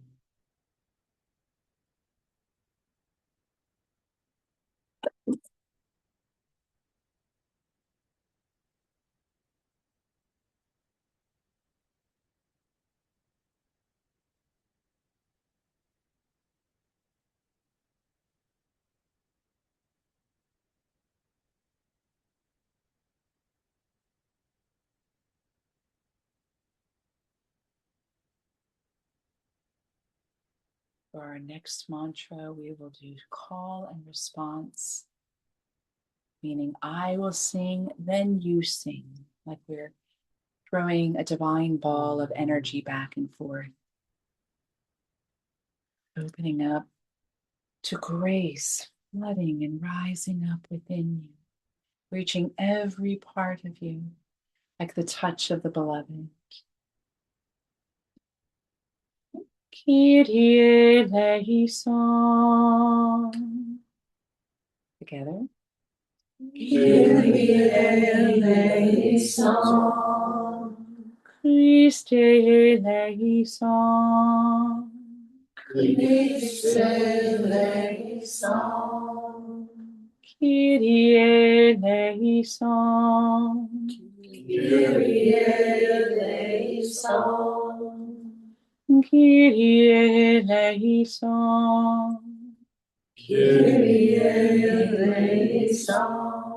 Christe eleison. Christe eleison. Kyrie eleison. Kyrie eleison. Kyrie eleison. Kyrie eleison. Christe eleison. Christe eleison. Kyrie eleison. Kyrie eleison. Kyrie eleison. Kyrie eleison. Christe eleison. Christe eleison. Kyrie eleison. Kyrie eleison. Kyrie eleison. Kyrie eleison. Christe eleison. Christe eleison. Kyrie eleison. Kyrie eleison. Kyrie eleison. Kyrie eleison. Christe eleison. Christe eleison. Kyrie eleison. Kyrie eleison. Kyrie eleison. Kyrie eleison. Christe eleison. Christe eleison. Kyrie eleison. Kyrie eleison. Kyrie eleison. Kyrie eleison. Christe eleison. Christe eleison. Kyrie eleison. Kyrie eleison. Kyrie eleison. Kyrie eleison. Christe eleison. Christe eleison. Kyrie eleison. Kyrie eleison. Kyrie eleison. Kyrie eleison. Christe eleison. Christe eleison. Kyrie eleison. Kyrie eleison.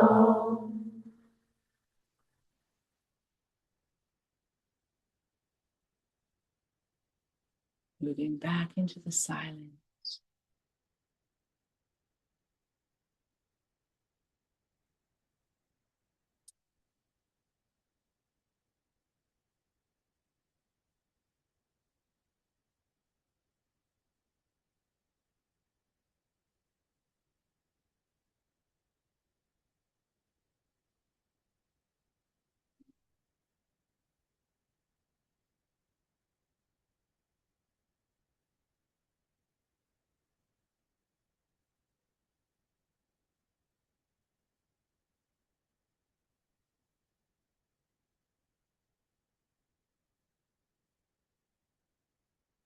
Though they are not part of our experience in meditation yet, our three divine masters have revealed themselves to sense or imagine that there are three spiritual beings who are here as friends to be with us as we enter into our final chant.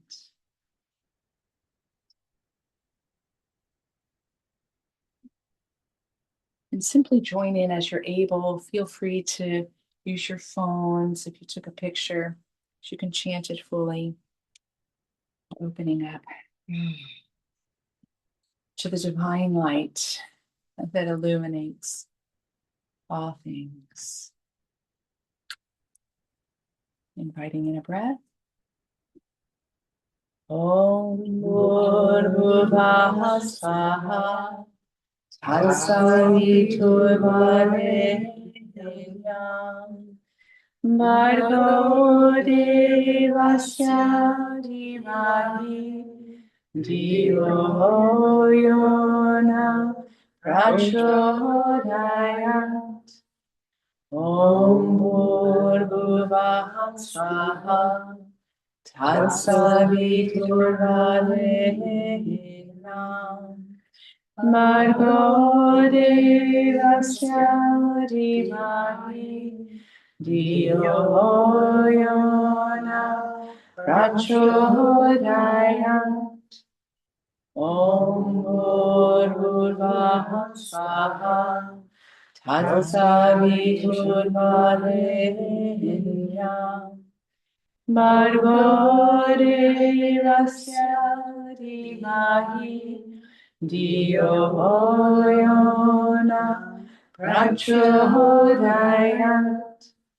Om Bhurvubhaha Swaha Tatsaviturvarenyam Bhargo Devasya Dhimahi Dhiyo Yona Prachodayat.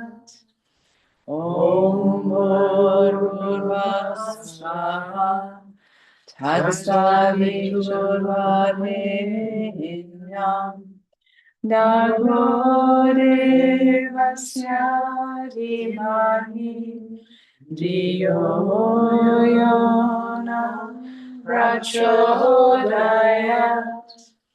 Om Bhurvubhaha Swaha Tatsaviturvarenyam Bhargo Devasya Dhimahi Dhiyo Yona Prachodayat.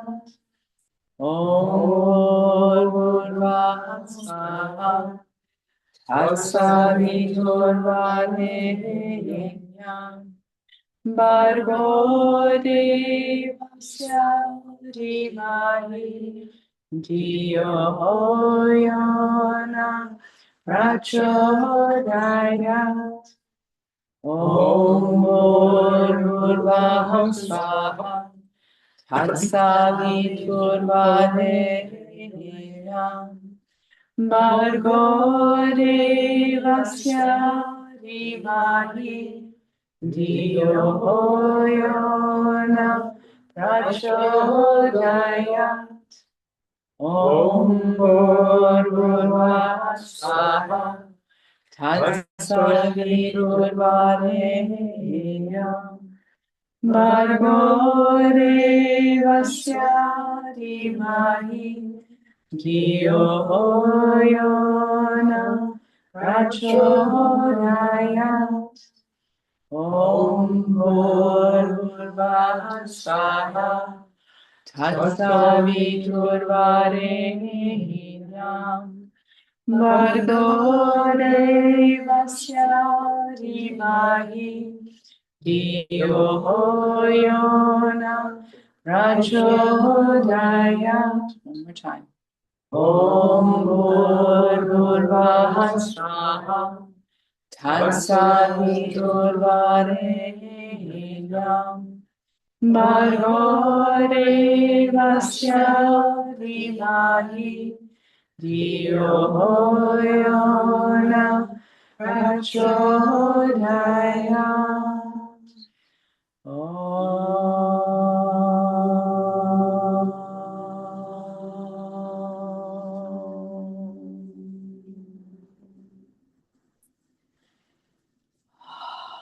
Sinking back into the silence, letting your eyes close once again.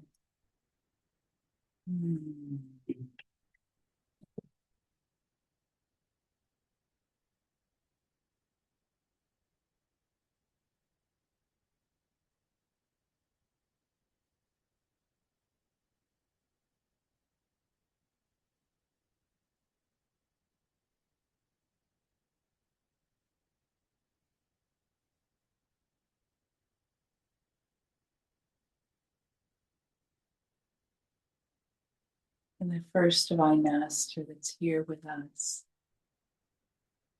is the 13th century Persian Sufi mystic Rumi.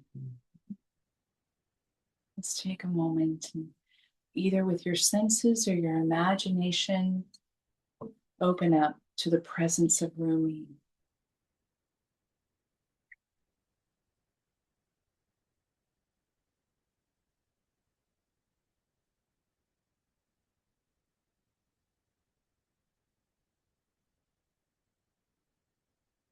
You're inclined to see Rumi in the center of our space, holding a bowl of incense. And in deepest devotion, he raises the bowl, the sacred incense, high above his head, looking upward.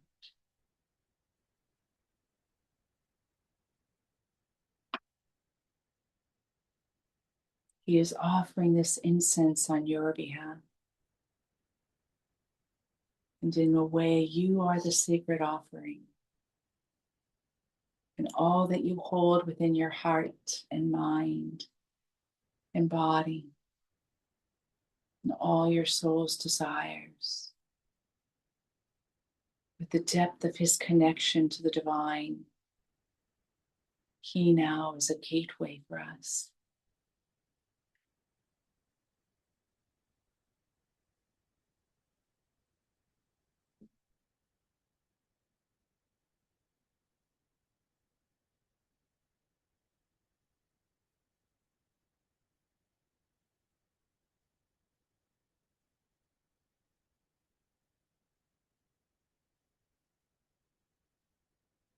Keeping his eyes upward upon this incense, he delivers this message to you.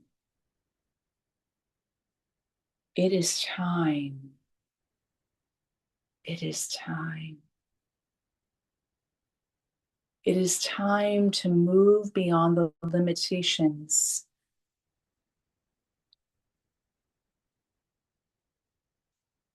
To release, to let go, to surrender all limitations that have been forced or placed upon you in this earthly experience.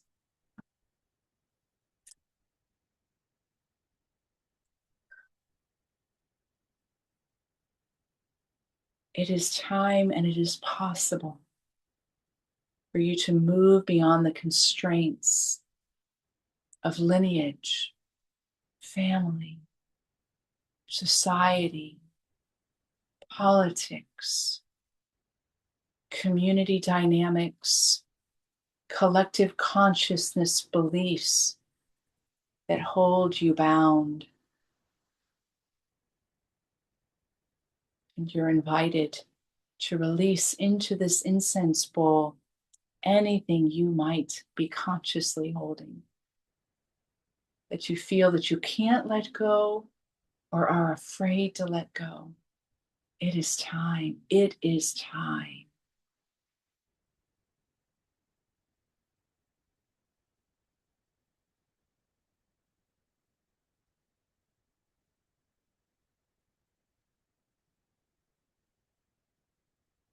Rumi speaks to you. Trust. Trust what you know. Trust what you believe to be true. Trust is your way forward. Trust the unknown. Trust the stirrings within you. Trust the no more or the yes and let trust be the energy in which you move forward.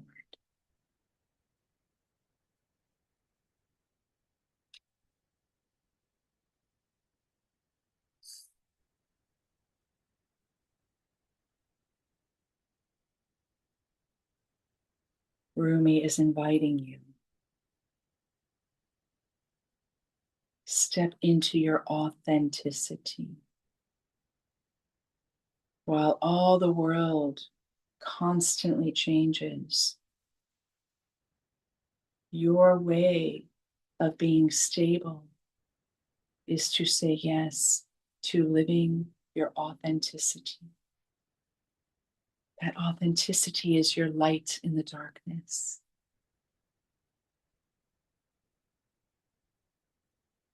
It illumines your true happiness.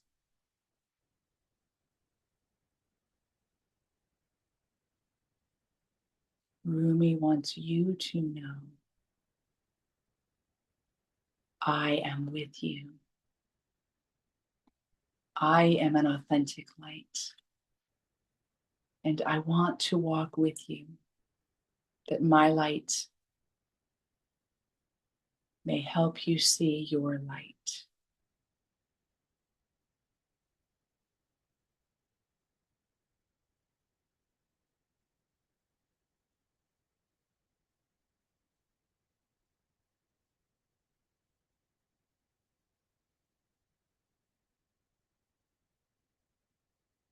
And Rumi lets the bowl rest in the center of the room, placing it while the incense continues to rise. But he stays in our circle. So grateful to be here. He is so grateful. He would not have known his impact would ripple and sound through generations and be as alive now as it was when he was in form. Not contained to his culture, a resting place for people of all backgrounds.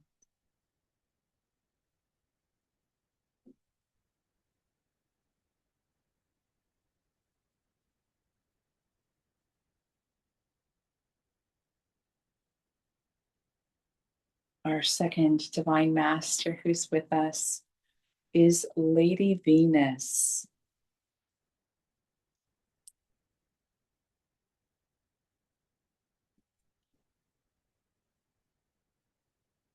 Lady Venus is an advanced cosmic being of ecstatic light, dedicated to helping us connect with divine wisdom.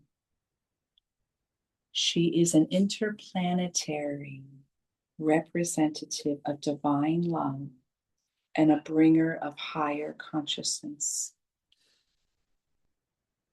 She is here supporting the ascensions that are happening and meant to happen on this planet Earth. And she stands before you, directly before you. Sense or imagine her standing before you.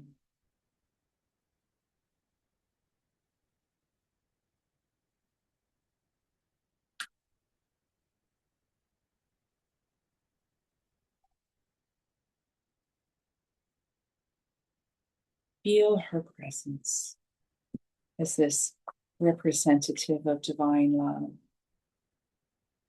with the rays of cosmic light, frequencies such as pink, rose, golden, white. And imagine or sense that this light is being showered upon you through her gaze into your soul.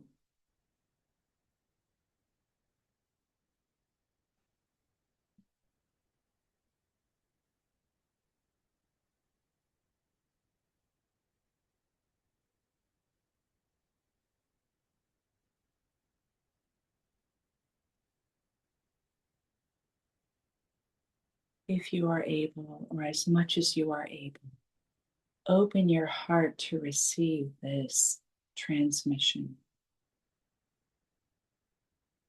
For hundreds and thousands of years, she communicates without words to you now. Those on earth have prayed for a better way, and you are an answer to those prayers. You here now. You were born in response, and you are called to a mission. Everything you have faced, everything you have overcome, everything you have healed from is preparation.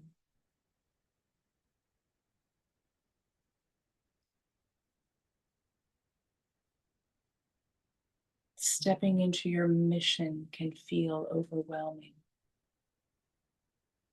but she wants you to know that the yoke is easy and the burden is light. And she stands here, not alone,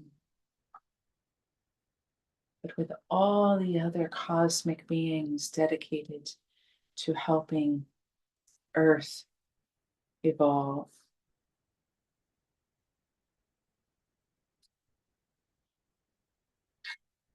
Each step can be a step forward in your mission.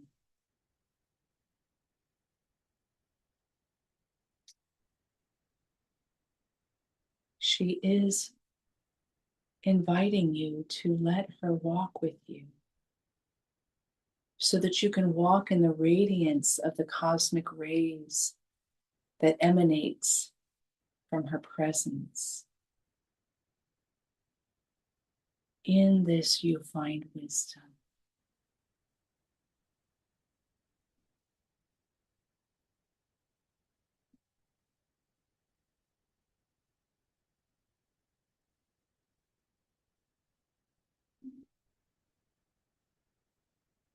And she wants you to know that if you ever forget, you simply can remember. And she will, in that remembrance, let go forward from her a surge of power of this divine love to inspire you and uplift you, to be a light in your path.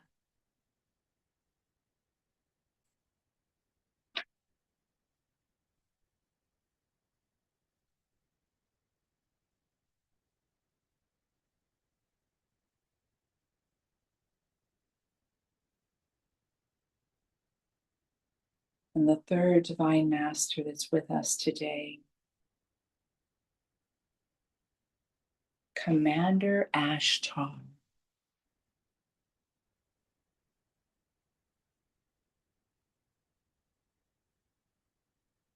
Commander Ashtar is a multi-dimensional intergalactic being who is head of the Ashtar Command, a group of highly evolved extraterrestrials who are dedicated to maintaining truth, peace, and harmony in the entire cosmos. He has the capacity to come in human form and work with all like yourself who are called to be peacemakers and light workers.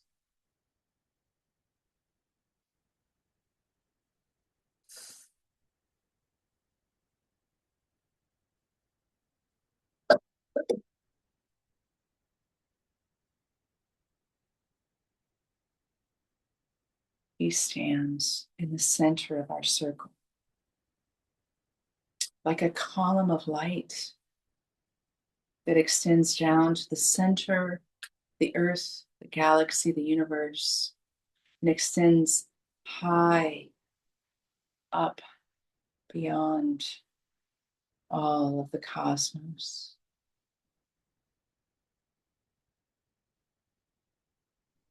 He cuts through the illusion that our lives are superficial, that we are powerless, that he opens by his very presence to the remembrance and the fast tracking of your evolution and my evolution.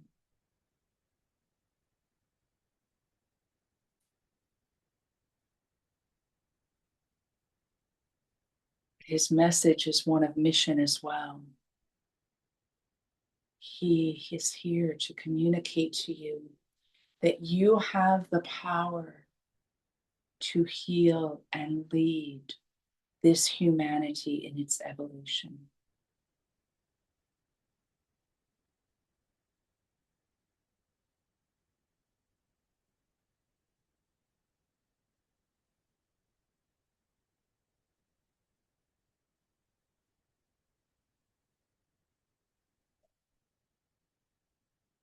Because he is the light of truth and peace and harmony, he speaks directly to you to express your truth and to know that expressing your truth, whether seen or unseen, whether met with receptivity or resistance, accomplishes harmony in this world.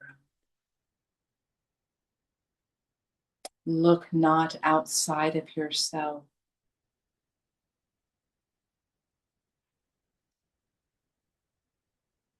Do not allow yourself to go to the lower vibration, but rather stand strong and autonomous in the frequency of your divine light that will then attract others to say yes to their divine light. Do not be afraid. Do not be afraid.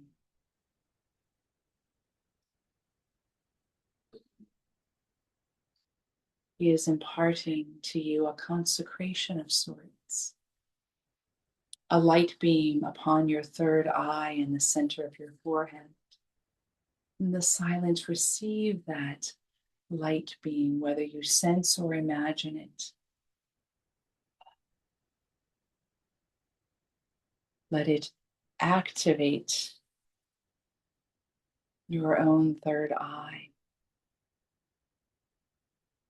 that you may see things as they are and feel greater freedom and less impacted in ways that you let yourself move off your center.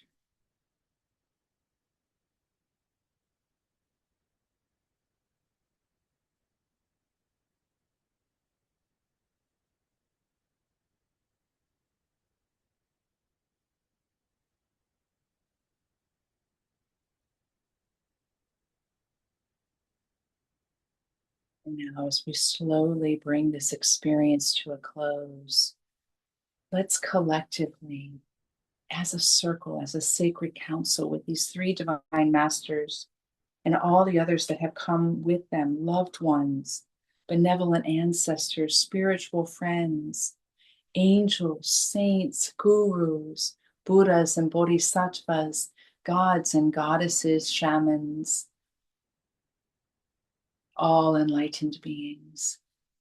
Let us together, collectively, as one source, release the light of our experience here together out to all creation. Let the light move through the walls in every direction, out to every part of creation.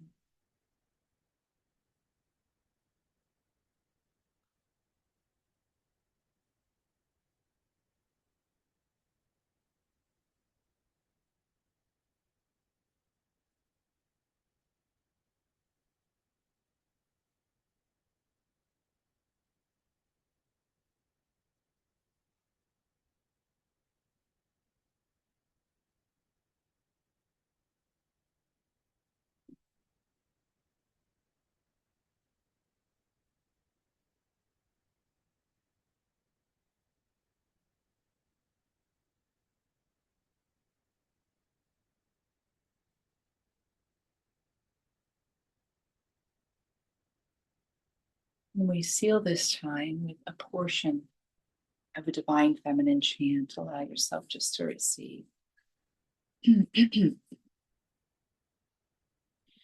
Salve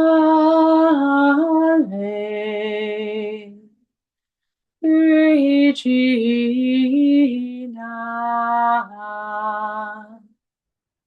Mater misericordiae Vita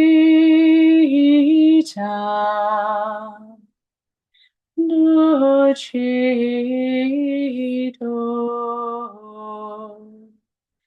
et spes nostra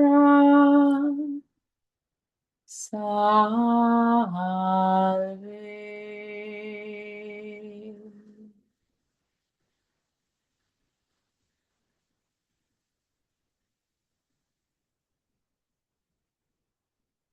And keeping your eyes closed, move your body upon the chair in any way you want, just letting the body integrate and ground the energy that we opened up to. Press the toes into the carpet if you want. Wiggle the fingers, roll the shoulders.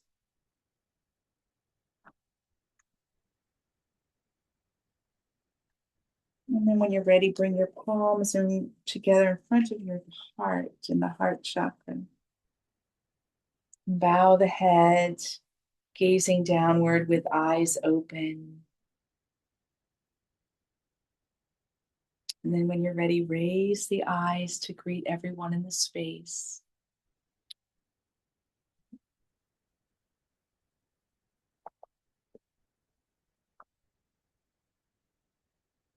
And we end our time with Aho.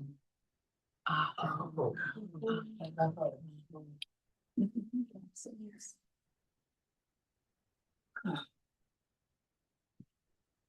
Thank you all. Thank you online. Aho, we got some ahos. Bye. I'm gonna cut off because my phone's gonna die.